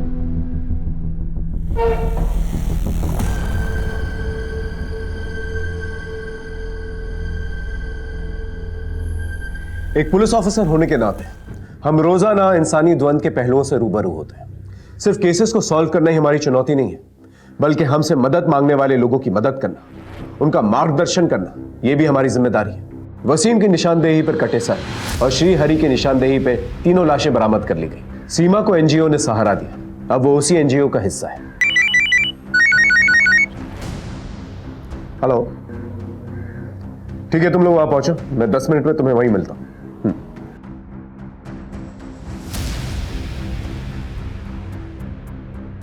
कोई भी फैसला करने से पहले दिमाग को ठंडा रखें, विचार विमर्श करें, मिलकर हल निकालने की कोशिश करें। इससे कई अपघात टाले जा सकते हैं। देखते हैं हमारे आज के एपिसोड की दूसरी कहानी। नहीं, ये काफी है बस। राशिद भाई, वैसे तो हमारी जहीदा को घर के सारे काम आते हैं और खाना बहुत लजीज बनाती है। सुइयां खा के तो आप जान गए होंगे। बिल्कुल बिल्कुल। अरे जाहिदा, अंदर मेरे को सिवैयां दो, कब से खाली बर्तन लेके बैठे हैं। और नहीं बस, और नहीं। अरे अनवर मियां, शर्माने का काम अब हमारी जाहिदा पे छोड़ दो। शर्माओ मत, ले लो और जल्दी से निकाह को हाँ कर दो। जब फूफी का निकाह होगा तभी तो अम्मी अब्बू मेरे लिए लड़का देखेंगे। शैतान की खाला, हम लोग तुझे इतनी जल्दी रुखसत नहीं करने वाले। अभी आपको अब्बू और अम्मी के साथ बहुत साल रहने हैं। आरिफ भैया जी, भाई अब निकाह की तैयारी करो, हमें आपकी जाहिदा पसंद है। शुक्रिया।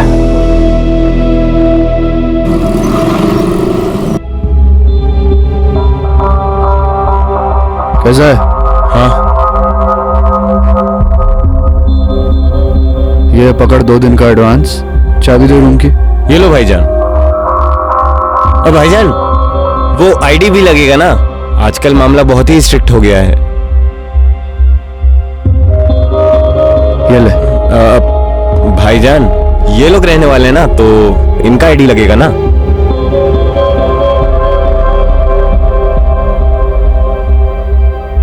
ये ले आईडी। और कुछ मांगते नहीं। ठीक है। सुनील, साहब का सामान ले जा कमरे तक। आप लोग आराम कीजिए, नहाइए धोइए, अपन गाड़ी का इंतजाम करके आता है। शुक्रिया।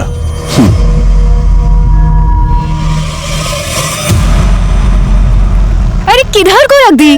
सब जगह ढूंढ ली मैं, मिली नहीं भाभी, इधर को भी नहीं मिली। किधर को रखी तूने? इधर ड्रेसिंग टेबल पे ही रखी मैं बोली थी ना तेरे को, हाँ सोने की वाली है, खेलने की चीज नहीं है, पर सुनती किधर को है ये?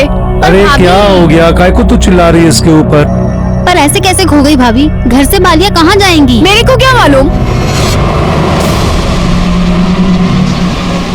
मेरे को मालूम है कहाँ गई होगी वाली, और कौन लेके गया है। ये है अब उनका वर्ली सीलिंग, मस्त है ना? भाईजान, शाहरुख का घर देख सकते हैं क्या? शाहरुख का नहीं, सलमान का। अरे अपन आप दोनों को दोनों का दिखाते हैं ना, क्या टेंशन है? भाईजान वो घर पे मिलेंगे क्या? उनके साथ एक फोटो निकालनी है। हाँ वो तो बैठे होंगे कि आसमा आएगी फिर तुम्हारे साथ फोटो निकालेंगे, उसके बाद काम पे जाएंगे। वैसे चीफ मिनिस्टर कहाँ होगा? अगर ज्यादा दूर ना हो तो बॉम्बे स्टॉक एक्सचेंज BSC देख सकते हैं क्या? बहुत सुना है उसके बारे में। आप जो बोलो दिखाता हूँ ना मैं आपको, टेंशन मत लो आप। वैसे पासपोर्ट ऑफिस भी इधर ही है ना? मुंबई में पासपोर्ट ऑफिस हर जगह है अभी, तो आप जहाँ बोलोगे अपन लेके जाएगा ना आप लोगों को, क्या टेंशन है?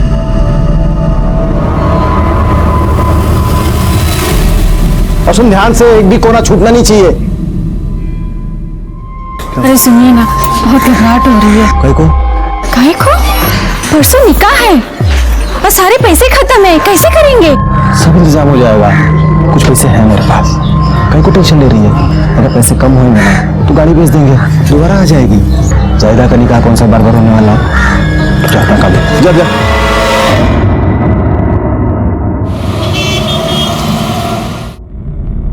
यूनुस भाई, हमें कुछ और दिनों तक ठहरना पड़ेगा, इतना लंबा होटल में रह नहीं सकते, कुछ और इंतजाम कीजिए ना।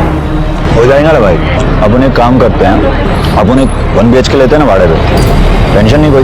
हाँ ये ठीक रहेगा, लेकिन उसके लिए तो डॉक्यूमेंट्स देने पड़ेंगे, पुलिस वेरिफिकेशन वगैरह वगैरह। भाई उसकी क्या प्रॉब्लम है, अपन है ना, अपन अपने नाम पे लेगा फ्लैट, देगा अपना डॉक्यूमेंट, बिंदास रहने का, कोई टेंशन नहीं। शुक्रिया भाईजान।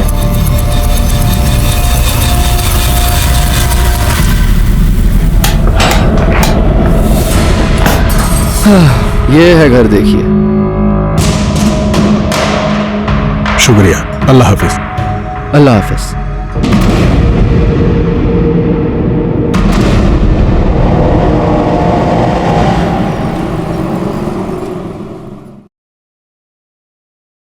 रिश्तेदार है वो तेरे, जो तू सब कुछ करके देगा उनको? पहले होटल में कमरा लेके दिया अपने नाम पे, अब भाड़े पे फ्लैट दिला रहा है, वो भी अपने नाम पे।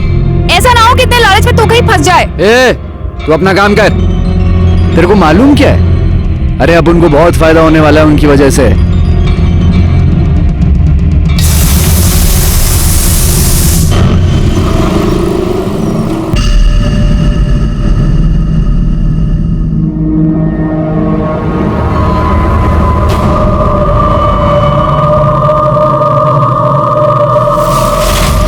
अल्लाह हाफिज।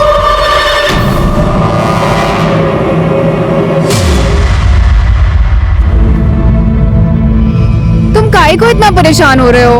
अल्लाह पे भरोसा रखो, सब ठीक होएगा। पर मैं किधर बोला अल्लाह पे भरोसा नहीं है मेरे को जायदा की फिक्र लगी है, बहुत सदमा पहुंचा उसको।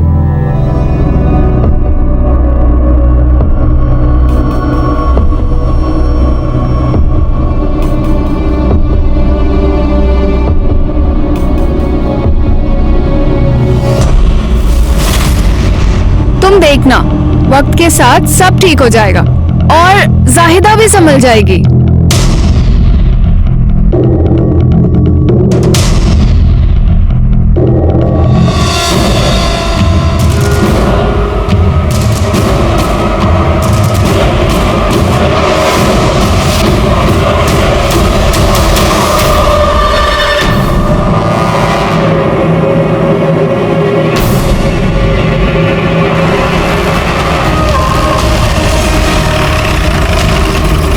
ये बाजू बेटा, चल पीछे चल, चलो पीछे हटो, चलो पीछे, चलो पीछे।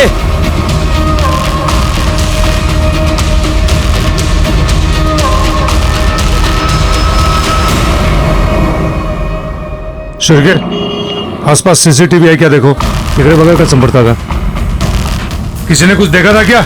सर, जब मैं उधर से आ रहा था ना तो मैंने एक ट्रक देखा, बहुत तेजी से जा रहा था, और जब मैंने यहाँ आकर देखा तो एक्सीडेंट हुआ था और ये दोनों ऐसे ही पड़े थे। ट्रक का नंबर देखा? नहीं सर, एक्चुअली मैंने ही ध्यान नहीं दिया, मुझे लगा इनकी हेल्प करनी चाहिए, और इसलिए मैं यहाँ पर आया तो ये लोग मरे पड़े थे और फिर मैंने ही सर आपको कॉल किया। सर, इस रोड पे कहीं भी कोई सीसीटीवी नहीं है। अरे रोड जहाँ से शुरू होता है वहां तो रहेगा सीसीटीवी।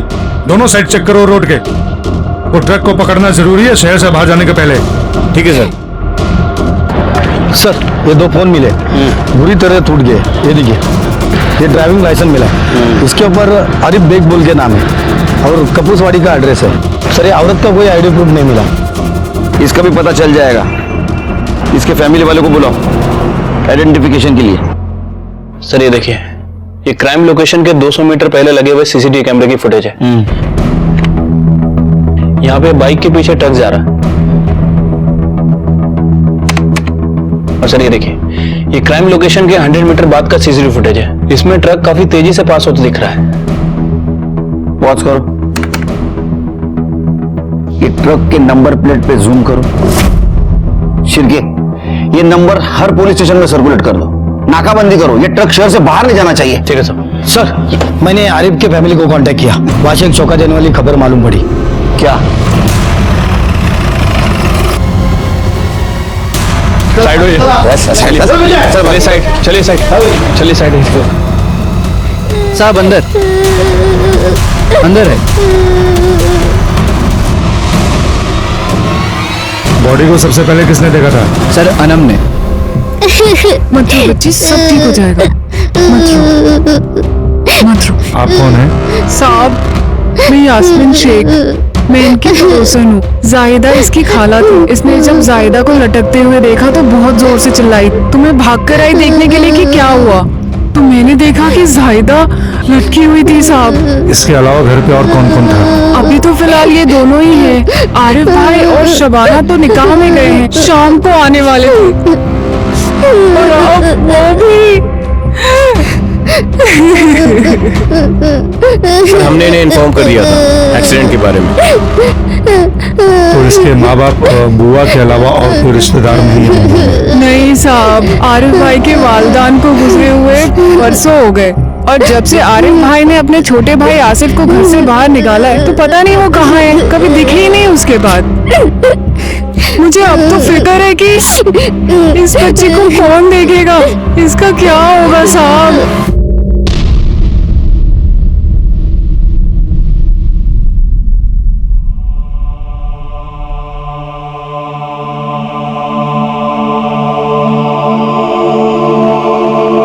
जब तक इसके रहने का इंतजाम नहीं होता यही रहने दो इसे। Okay sir. कुछ खिलाओ इसको। चलो बेटा। जाओ बेटा आंटी के साथ।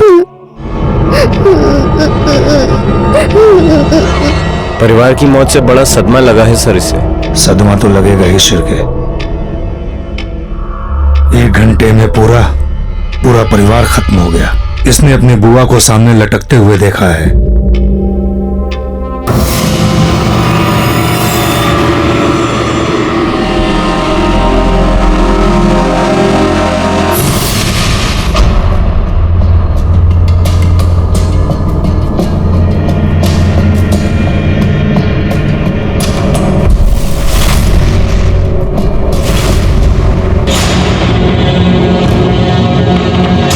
कोटलिया, यही ट्रक लग रहा है। नंबर देख। पकड़ो, रुक।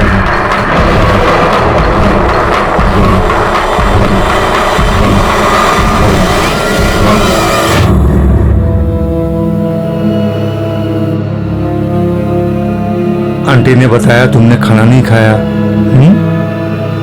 भूख नहीं लगी तुम्हें?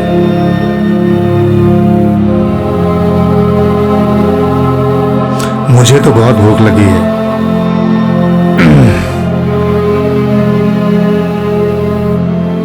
बहुत बढ़िया है, बहुत टेस्टी है, खाओ। मैं सिर्फ अम्मी के हाथ से ही खाना खाती हूँ।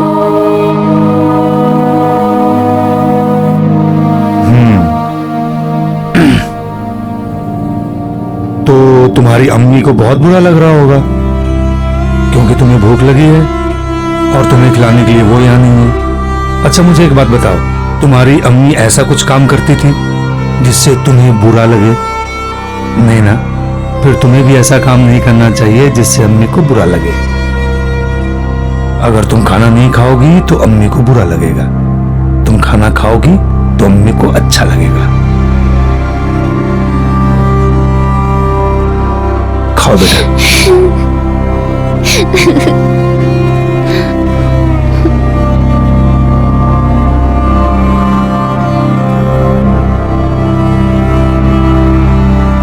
अच्छा बेटा, तुम्हारे आसिफ चाचू कहाँ हैं? आसिफ चाचू बहुत बुरे हैं। खाला बोलती थी कि वो नशा करते हैं और इसीलिए वो घर से सामान चुराते थे। और एक दिन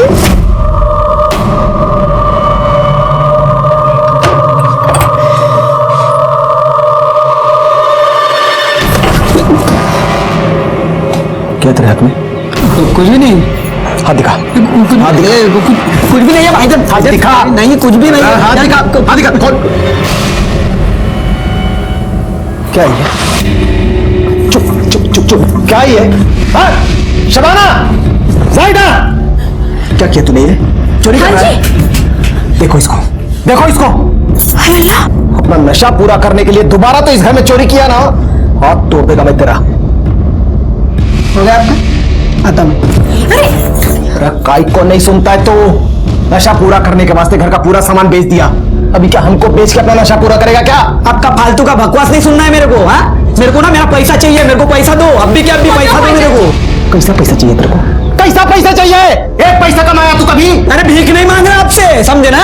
भीख नहीं मांग रहा, हिस्सा चाहिए मेरे को। मेरा हिस्सा चाहिए इस प्रॉपर्टी में ना, मेरा भी हिस्सा है। हिस्सा दे दो मेरे को, पैसा दे। हिस्सा चाहिए तेरे को?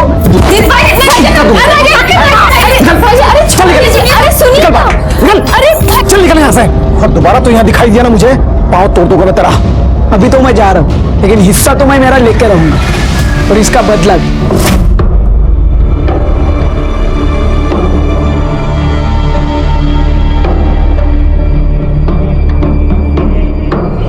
जरा कहीं नवीन कपड़े क्यों बनते? पुराने घर के कपड़ों में रहेगी तो घर की याद आएगी। और हो सके तो इसको आज तुम्हारे घर पे रखना। ठीक है। घर के माहौल में रहेगी तो सूप आएगी। ले जाओ इसको। चलो बेटा, आ जा। ठीक है। अनम के कहने के मुताबिक ये आसिफ और ट्रक ड्राइवर में कनेक्शन हो सकता है। एक मिनट सर। हेलो, गुड, ले आओ उसे। सर, वो ट्रक ड्राइवर पकड़ा गया है, लेकर आ रहा हूं सर। सब गलती हो गई।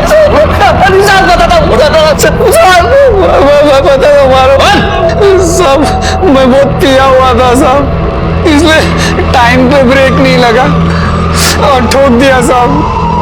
मैंने जानबूझ के नहीं किया, गलती से हो गया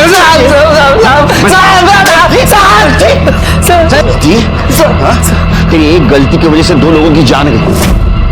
एक बच्चे अनाथ हो गए, उनको मदद करने की वजह तो भाग गया। साहब मैं डर गया था साहब, इसके लिए साहब माफ कर दो साहब।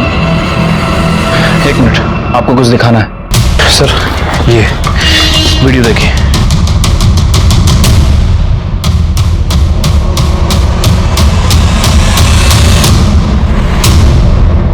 मतलब एक्सीडेंट नहीं, मर्डर है। ये बरकत अली झूठ बोल रहा है। तोड़ तेरा, तोड़। अब अगर झूठ बोलेगा ना तो तेरे ऊपर से ट्रक लेके जाऊंगा, और गलती से नहीं, जानबूझ के, समझा? सच बता, सच बता। सब 50,000 रुपए मिले थे उनको मारने के लिए।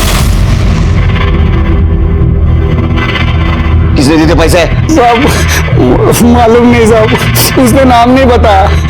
दादर के ब्रिज पे मिलने बोला था और साहब उसने पैसा दिया और बोला कि बाद में बताता हूँ क्या करना है। शक्ल कैसी दिखती थी उसकी? कैसा दिखता था वो? सब याद नहीं साहब, मैं सिर्फ एक ही बार मिला था साहब। उसके बाद साहब उसने फोन किया, बोला एनजी रोड पे तैयार रहना, ब्लैक बाइक आएगी, उसमें मुस्लिम जोड़ा है, उनको साहब उसमें एक औरत है बुर्का पहन के, उनको उड़ाना है। शिरके, इसको कुत्ते की जैसा मारो, सिर्फ ध्यान रखो ये मरना नहीं चाहिए। इसके कॉल डिटेल्स निकालो, और सुपारी देने वाले का नंबर ट्रेस करो और आसिफ के बीच अपनी खबरी लगा दो। और ये भी पता करो कि जाहिदा ने सुसाइड क्यों किया। हड्डी पसली एक कर देंगे तेरे।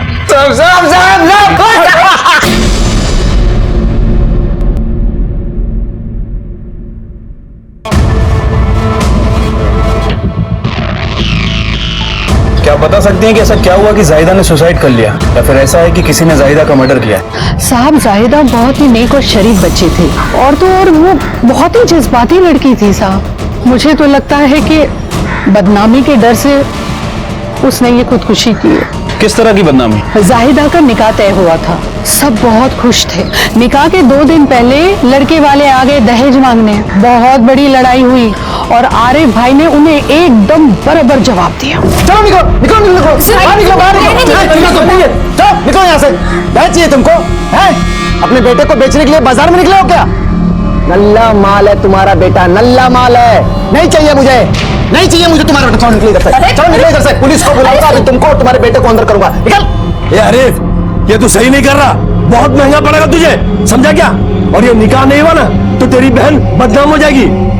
अब मैं तुझे दिखाता हूँ, मैं तुझे छोड़ूंगा नहीं। तुझे चल बेटा बेचने के लिए निकला, चल ए जा रहा तुम, छोड़ूंगा नहीं तेरे को। सर शादी टूटने की वजह से जाहिदा काफी डिप्रेशन में थी। यहाँ तक आरिफ, सबाना और अनम ने भी काफी कोशिश की कि वो डिप्रेशन से बाहर आ जाए, लेकिन सर वो वैसी ही रही। उसका कहीं अफेयर वगैरह चल रहा था? नहीं सर, ऐसी बात तो कोई सामने नहीं आई है। सभी का यही कहना है कि वो काफी सेंसिटिव थी और शादी टूटने की वजह से उसे काफी बड़ा सदमा लगा था। जो एक्सट्रीम स्टेप लिया उसे तो यही लग रहा है। सर जिस दिन वो एक्सीडेंट हुआ उस दिन आरिफ और शबाना शादी में किसी के घर जा रहे थे। ये पीएम रिपोर्ट के मुताबिक जाहिदा की मौत में मर्डर की कोई पॉसिबिलिटी नहीं लग रही है। मतलब सर ये आत्महत्या ही लग रही है। पीएम रिपोर्ट से तो यही लग रहा है, लेकिन अगर ये आत्महत्या नहीं है तो आरिफ, शबाना और जाहिदा, इनके केस में हमारे सामने 2 सस्पेक्ट हैं, राशिद हुसैन और आसिफ बेग। सब कई को हम पे तोहमत लगाता है सब। हम लोग सर उनका मर्डर काई को करेगा? हम लोग निहायती शरीफ और इज्जतदार लोग हैं। अच्छा, तो शराफत की आड़ में तुम लोगों ने दहेज मांगा था, है ना? अच्छा एक बात बताओ, आरिफ और शबाना के मर्डर के दिन तुम लोग कहाँ थे? अब उस दिन अनवर की शादी के लिए लड़की देखने गए थे, भिवंडी सर। अच्छा, तो मर्डर की प्लानिंग फोन पे किए थे? साहब आप मेरे अब्बू पे काहे को इल्जाम लगा रहे हो? सुनी मेरी आवाज? तेरे से बढ़िया ना? आवाज नीचे। और अबू पे नहीं, तेरे ऊपर भी इल्जाम लगा रहा हूं मैं। अनवर तू खामोश रहे, मैं बात कर रहा हूं ना। साहब आपको लगता है कि हमने अगर टेलीफोन से बात की, आप हमारा टेलीफोन चेक कर लो, और अगर उसके बाद भी कुछ करना है तो आप बताओ ना हमें। साहब जब हमने कुछ किया ही नहीं तो डर कैसे लगेगा? शिरके, ये तो बहुत शरीफ लोग निकले, लेकिन शरीफ लोगों, ये केस जब तक सॉल्व नहीं होता शहर छोड़ के बाहर नहीं जाना। शिरके सर, ये भिवंडी में जहां लड़की देखने के लिए गए थे, जगह क्रॉस चेक करो। नंबर ट्रेस हुआ? ठीक है सर। बरकत अली को मर्डर करने के लिए जिस सिम से इंस्ट्रक्शन मिल रहा था, server number Santa cruise east से एक दुकान से खरीदा गया था, और वो भी बिना आईडी के सर। और उसी दिन से वो नंबर अभी तक स्विच ऑफ है। एक्सपेक्टेड था। ये बरकत अली के कॉल डिटेल्स निकालो। ठीक है सर।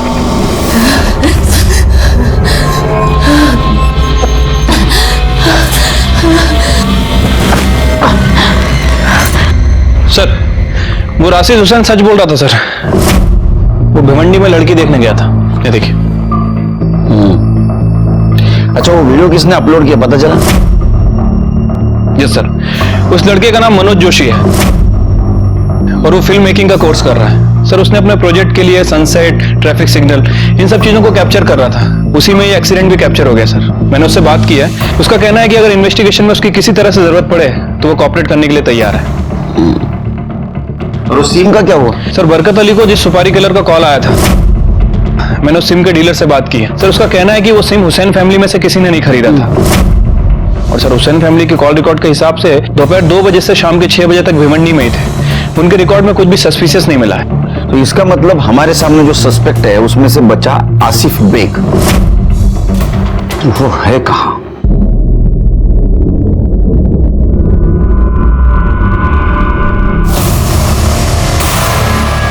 ड्रग ओवरडोज का केस है। 4 दिन पहले ही यहाँ पे एडमिट हुआ है। Good job Karde. शिरके, करडे के साथ सिटी हॉस्पिटल जाओ सब।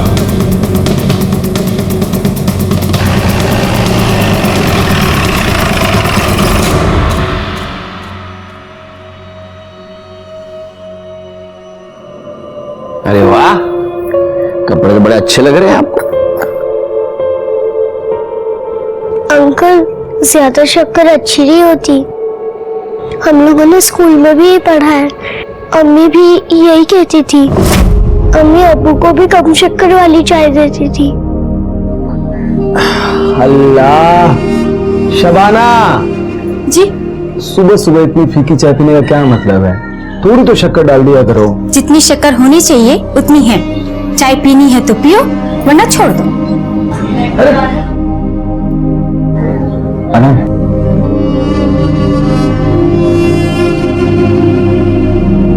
बेटा थोड़ी सी शक्कर में क्या, इसमें शक्कर बहुत कम है। शक्कर चाहिए आपको?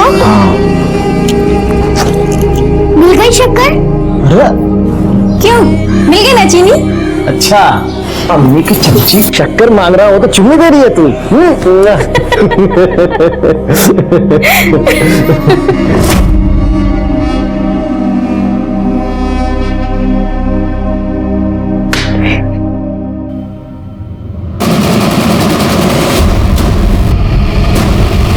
सर, ये जनरल वार्ड है, बेड नंबर 4।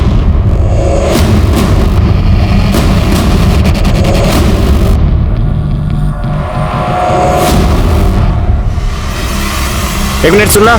जी सर। ये यहाँ पे एक पेशेंट था ना, आसिफ बेग नाम का, कहाँ गया वो? सर पता नहीं कहाँ चला गया, सुबह तो यहीं पर था। ये हॉस्पिटल है या धर्मशाला है? कोई भी अपनी मर्जी से आ जा सकता है क्या? कोई रिकॉर्ड विकॉर्ड होता है कि नहीं? 1 मिनट सर, मैं देखती हूँ। ये देखिए सर, 12 बजे आसिफ बेग को डिस्चार्ज मिला है और वो सारा पेमेंट कैश में ही देकर गए हैं। कौन आया था इसे लेने? वो तो पता नहीं सर। हॉस्पिटल में सीसीटीवी कैमरा है?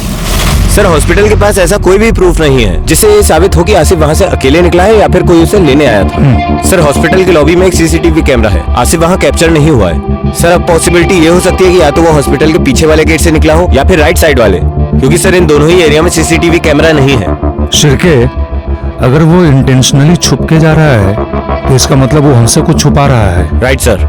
वैसे सर, मैंने आसिफ की फोटो सभी जगह सर्कुलेट करवा दी है और सिटी में भी अलर्ट दे दिया है। उम्मीद है वो जल्दी पकड़ा जाएगा सर। ये राशिद हुसैन पे भी नजर रखो, लोकेशन बदला भी जा सकता है।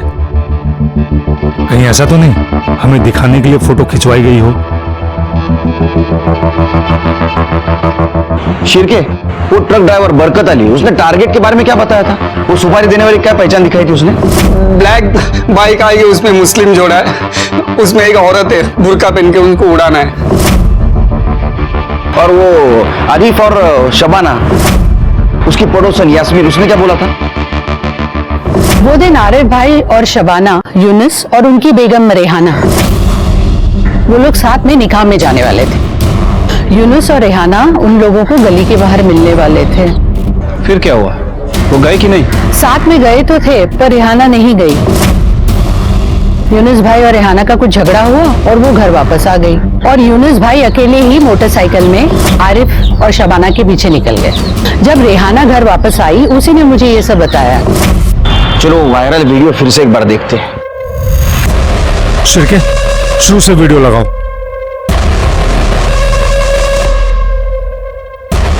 पॉज करो। उसको फिर से पहले से थोड़ा।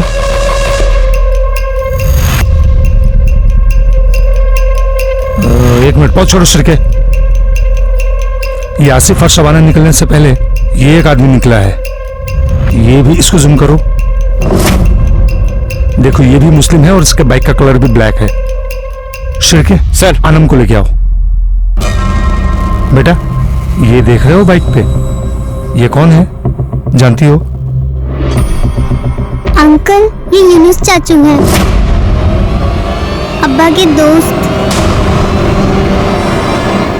यूनुस को लेके आओ। ये पकड़ 1 लाख रुपए, अभी काम मेरे को जल्दी मांगता है। हेलो, मैं कर रहा, हो जाएगा, जल्दी हो जाएगा, मैं कर रहा। मैम यूनिस भाई मिल रहा है, आपके घर पे पुलिस आई है।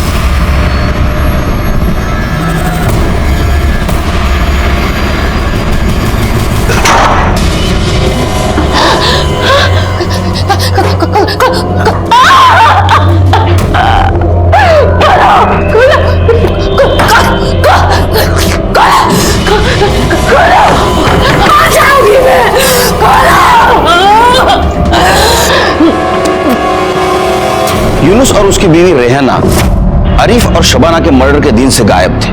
कहीं ये इस बात का सबूत तो नहीं कि इस हत्या में उनका हाथ है। जब हम उसके घर पे छानबीन करने के लिए गए तो उसके घर को ताला लगा हुआ था और आसपास के पड़ोसियों को पता भी नहीं था कि मियां बीवी अचानक से कहां गायब हो गई। उसका फोन भी हमने ट्रेस किया लेकिन उसका फोन भी स्विच ऑफ आ रहा था। आसिफ और यूनुस की हमें तलाश थी।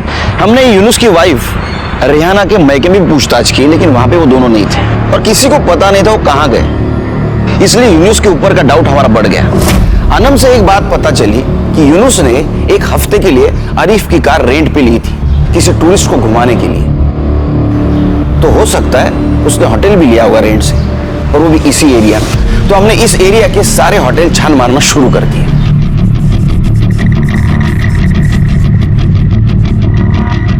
एक्सक्यूज मी, इसका नाम यूनुस है, ये आपके होटल में आया था? साहब चेक करना पड़ेगा, बताता हूँ। हाँ। नहीं साहब, इनको कभी देखा नहीं मैंने। नहीं देखा। अरे ये यूनुस भाई है, इनको तो पसंद है। क्या क्या क्या क्या कह रहा है? जा ऐसे काम कर, जा अपना काम कर, जा। साहब बता दो साहब, एक हफ्ते पहले यूनुस भाई कपल को लेकर इस होटल में आए थे साहब। उन्होंने अपने नाम पे एक कमरा बुक करवाया था साहब। मैंने उनसे आईडी मांगा था लेकिन उन्होंने साफ मना कर दिया, बात को टाल दिया साहब। मैं उनको अच्छे से जानता हूँ इसलिए मैंने सोचा ये तो अपने आपस की बात है। 2 मिनट पहले तू उसे पहचानने से मना कर रहा और बोल रहा आईडी नहीं लिया। होटल में सीसीटीवी कैमरा है ना? है ना साहब। फुटेज चाहिए उसकी, चल लेके आ। अभी लाता हूँ जल्द। ये दोनों 2 दिनों तक होटल में थे। यूनुस सुबह होटल में आता था, इन लोगों को लेकर चला जाता था और उसके बाद देर रात में इन्हें छोड़ देता था। और सर तीसरे दिन इन लोगों ने बिना किसी रीजन के होटल छोड़ दिया और कहाँ चले गए किसी को नहीं पता। मतलब हमारे पास यूनुस तक पहुंचने का कोई रास्ता नहीं है और ऐसे में हमें एक जगह से लीड मिली जहां से हमें उम्मीद भी नहीं थी। एक घर काम करने वाली औरत गीता हमारे पास पुलिस स्टेशन में कंप्लेंट लेके आई। काय झालं? नमस्कार सर। हाँ नमस्कार। मी गीता। हाँ मैं घर काम करती है। अकबर और आसमा सामी नाम के लोगों के पास मैं काम करती थी। वो घर भाड़े पे ही था। वो मैडम इधर उधर सब घर में उल्टी करती थी। मैंने वो सब साफ भी किया लेकिन वो हलकट लोगों ने ना मेरा पगार दिए बिना वो घर से चले गए और अब वो पुलिस वाले लोगों ने वो घर को ताला मारा है। इसके लिए मुझे आपसे मिलने का था। चिरगे, हमने किसी फ्लैट को सील किया? नहीं सर। कौन से एरिया की बात कर रहे हैं?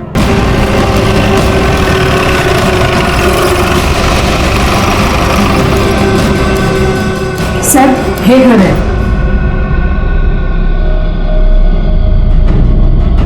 सर ये तो सीबीआई की सील है।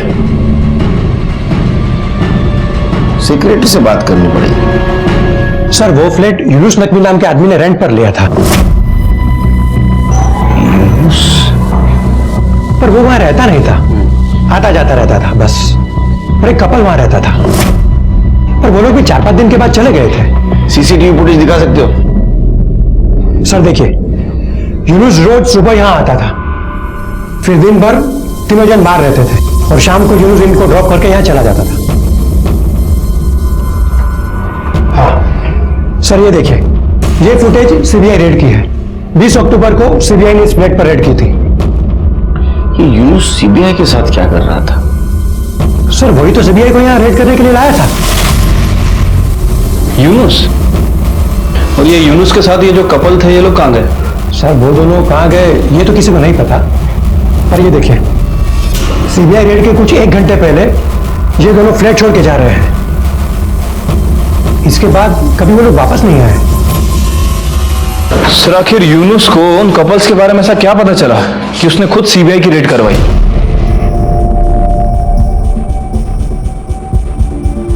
नमस्ते Deshmukh sir, senior inspector Sunil Kelkar. Hello. PSI Shirke. Hello hello. बैठिए ना sir. Thank you sir. Yunus Naqvi के बारे में बात करनी थी, उस सील्ड फ्लैट के रिलेटेड। यूनुस तो हमारा खबरी है। वो एक बांग्लादेशी टूरिस्ट कपल है, अकबर और आसमा, उनको मुंबई दिखा रहा था।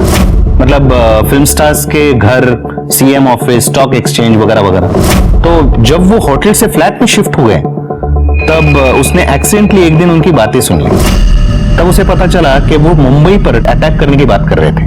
जी जनाब, बस यही तय करना है कि टारगेट कहाँ हो, जहाँ ज्यादा से ज्यादा लोग हों, ज्यादा से ज्यादा नुकसान हो। मैंने पूरा मुंबई देखा, chief minister house, BSc stock exchange, local stations. मैं उनकी लिस्ट बना रहा। जैसे उसको पता चला कि वो टूरिस्ट नहीं, तो उसने फौरन हमें इन्फॉर्म कर दिया। हमने उस फ्लैट पे रेड किया, लेकिन तब तक वो जा चुके थे। हमें सूटकेस वगैरह मिला, लेकिन कोई आईडी, कोई इंफॉर्मेशन नहीं मिला, क्योंकि हर जगह उन्होंने यूनुस का ही आईडी यूज किया था। वैसे आप यूनुस के बारे में क्यों पूछ रहे हैं? सर, हमारे पास एक डबल मर्डर का केस आया था। अच्छा। जिसमें सेम कलर के बाइक पे, सेम टाइम पे दो अलग अलग कपल सेम डेस्टिनेशन पे जाने वाले थे। ट्रक ड्राइवर को ब्लैक कलर के बाइक पे बैठे हुए मुस्लिम कपल को मारने की सुपारी दी गई थी। सब 50,000 रुपए मिले थे उनको मारने के लिए। यूनुस अपने वाइफ को लेके जाने वाला था बाइक पर, लेकिन आइन टाइम पे उसके वाइफ के साथ झगड़ा हो गया, इसलिए अकेला चला गया। अब सुपारी किलर ने वो दूसरे कपल का मर्डर कर दिया। अब आप कह रहे हैं कि यूनुस आपका इन्फॉर्मर था, तो ऐसा हो सकता है सुपारी किलर ट्रक ड्राइवर का टारगेट यूनुस था, आरिफ और शबाना नहीं। हो सकता है अकबर सामी ने खुद को बचाने के लिए यूनुस की सुपारी दी। हम इन्वेस्टिगेशन कर रहे हैं। हमें लग रहा है कि इस सामी कपल के साथ कुछ लोकल लोग भी इन्वॉल्व हैं, लेकिन हमें अब तक कोई क्लू नहीं मिला है। अच्छा।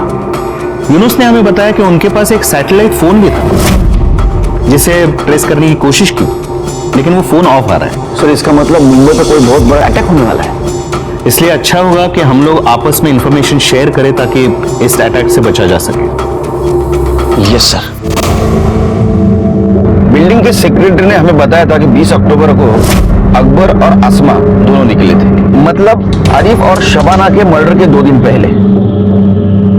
शायद अकबर को यह पता चल गया होगा कि यूनुस ने सीबीआई वालों को कांटेक्ट किया है, इसलिए उसने बरकत अली नाम के ट्रक ड्राइवर को हायर किया यूनुस और रेहाना को मारने के लिए। और लेकिन गलती से उसने मार दिया आरिफ और शबाना को। लेकिन ये अकबर है कहाँ? सर, मुझे लगता है कि हमें इन तीनों को जल्दी से जल्दी पकड़ना चाहिए, क्योंकि ये जो यूनुस है ये पूरी तरह से इनोसेंट नहीं है सर। उसके बैंक डिटेल्स पे नजर रखो, ट्रांजैक्शन होता है तो उसको हम पकड़ सकते हैं। और ये गीता कामवारी बोल रही थी आसमा बीमार है। वो मैडम इधर उधर सब घर में उल्टी करती थी। तो किसी हॉस्पिटल में भी उसको ट्रीटमेंट के लिए लेके गया होगा, वो भी चेक करो।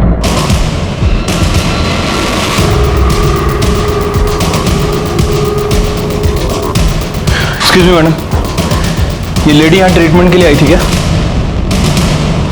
हाँ सर, मैंने इन्हें देखा है, ये यहाँ पर अपनी ट्रीटमेंट के लिए आई थी। सर, सर, जिस दिन सीबीआई ने सामी कपल्स के घर पर रेड मारी थी, सर उसके कुछ घंटे पहले आसमा अपने फूड पॉइजनिंग के ट्रीटमेंट के लिए सकीना हॉस्पिटल में एडमिट हुई थी। सर उसकी कंडीशन काफी क्रिटिकल थी, लेकिन अकबर ने वहां से उसे जबरदस्ती डिस्चार्ज करा लिया। सर डॉक्टर ने उसे मना भी किया, लेकिन वो माना नहीं। इसका मतलब है उसको सीबीआई के रेड की खबर लगी थी, वहां से निकले तो गए कहां?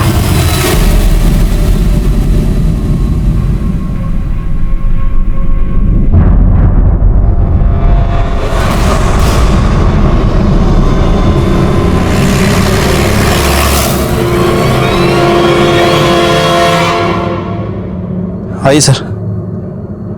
सर, टेक्निकल टीम के मुताबिक लड़की की उम्र 30 से 35 साल के आसपास है। बॉडी काफी देर से पानी में थी सर, इसलिए पूरी तरह से डिकम्पोज्ड हो चुकी है, और ये चेहरा भी शायद मछलियों ने खा लिया है सर। और सर ये देखिए, ये लड़की के हाथ पे कुछ टैटू है। हो सकता है इसकी मदद से हम इसे पहचान पाए, क्योंकि इसके आसपास तो हमें कोई आईडी नहीं मिली है। बॉडी पे कोई और इंजरी मिली?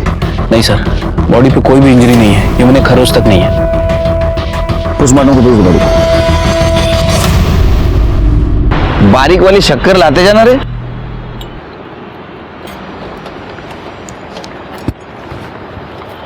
सर, पिछले 4 दिनों में यूनुस ने खेरवाड़ी पुलिस स्टेशन के अलग अलग एरिया से तकरीबन 1 लाख रुपए विड्रॉल किए हैं।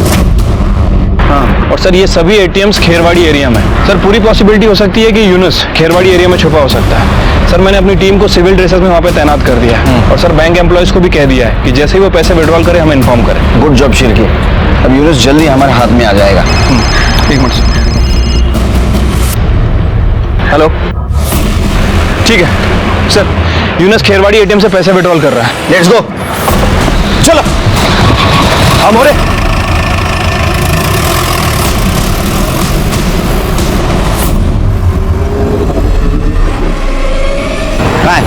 सर बच्चा आया था पैसे निकालने। यूनुस कहाँ है? सर यूनुस खुद नहीं आया था पैसे निकालने के लिए, उसने अपना डेबिट कार्ड और पिन नंबर देकर इस बच्चे को भेजा था पैसे निकालने के लिए।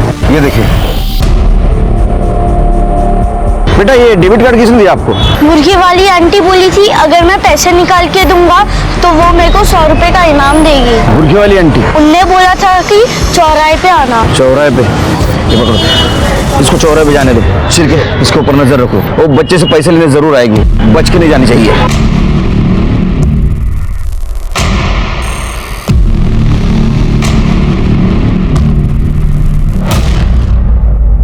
माने सर बुरखे वाली आई।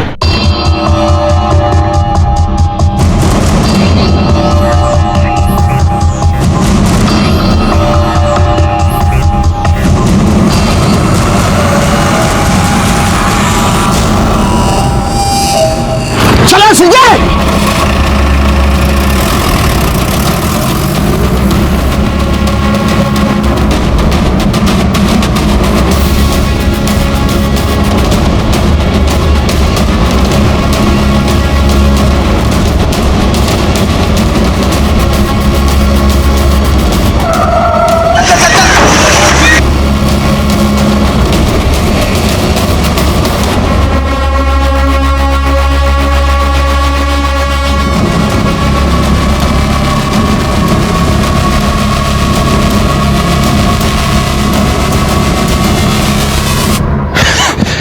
सर यहाँ तो डेड एंड है। इन्हीं में से किसी घर में होगा। हर घर चेक करो। माने उधर कॉर्नर पे रुको।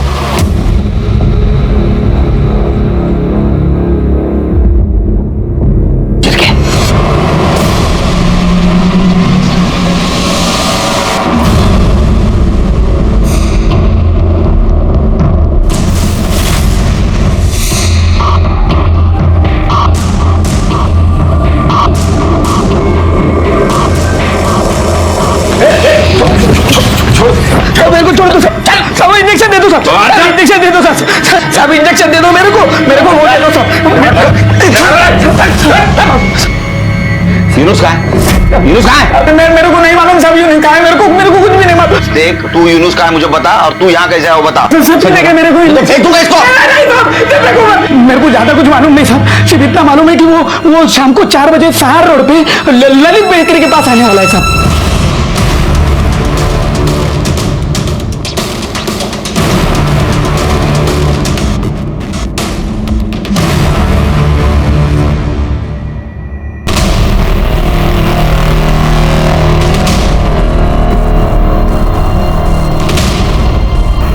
रुक, गोली मार दूंगा, रुक।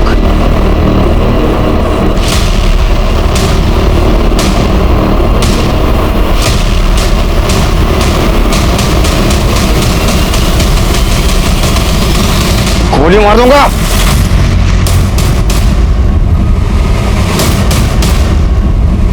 गाड़ी साइड में ले। चल बात। क्या भाग रहा करे? कौन कौन है गाड़ी में? बाहर निकालो उसको। बैंक में से कुछ कैश और इन दोनों हस्बैंड वाइफ के नाम का इंडियन फेक पासपोर्ट मिला है।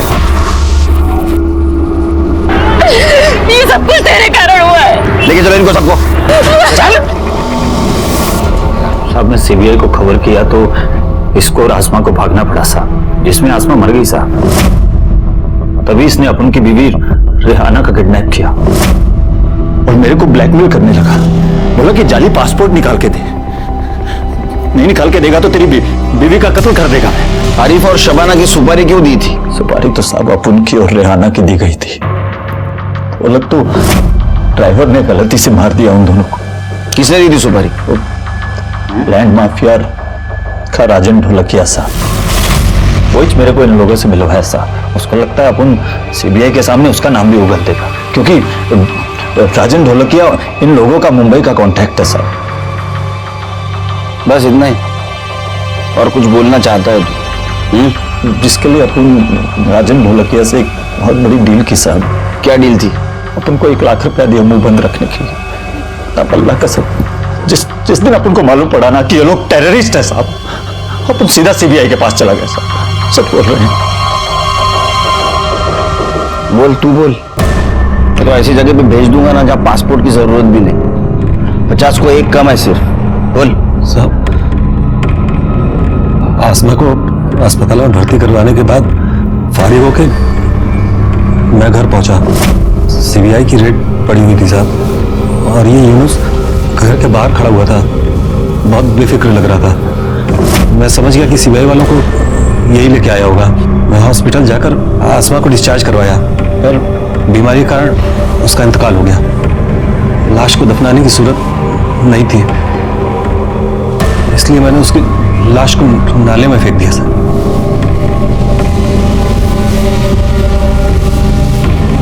ये आसमा सामी है ना? हाँ साहब। शिरके 4 शीट बनाओ, इसको भी अंदर रखो। बेटा, आपके अम्मी अब्बू को जिसने मारा ना, उसे हमने ढूंढ के निकाला है। अब हम उसको पनिशमेंट देंगे। क्यों मारा उन्होंने मेरे अम्मी अब्बू को? गलती से मारा उन्हें, वो उन्हें मारना नहीं चाहते थे। गलती से मार दिया? किसकी गलती से?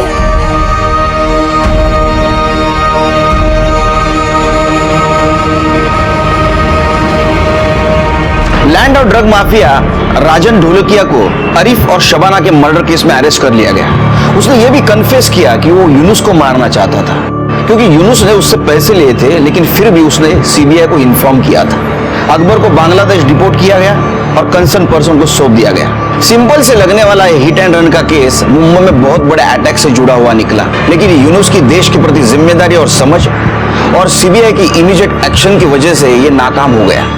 इसी के साथ मैं सीनियर इंस्पेक्टर सुनील केलकर आप सबसे विदा लेता हूं। फिर मिलेंगे क्राइम पेट्रोल 10 तक के अगले भाग में। तब तक के लिए सतर्क रहिए, तो देखते रहिए क्राइम पेट्रोल 10 तक। मकसद बताना नहीं, बचाना है। जय हिंद। क्राइम पेट्रोल के ऐसे ही मजेदार एपिसोड्स देखने के लिए हमारे चैनल को सब्सक्राइब करें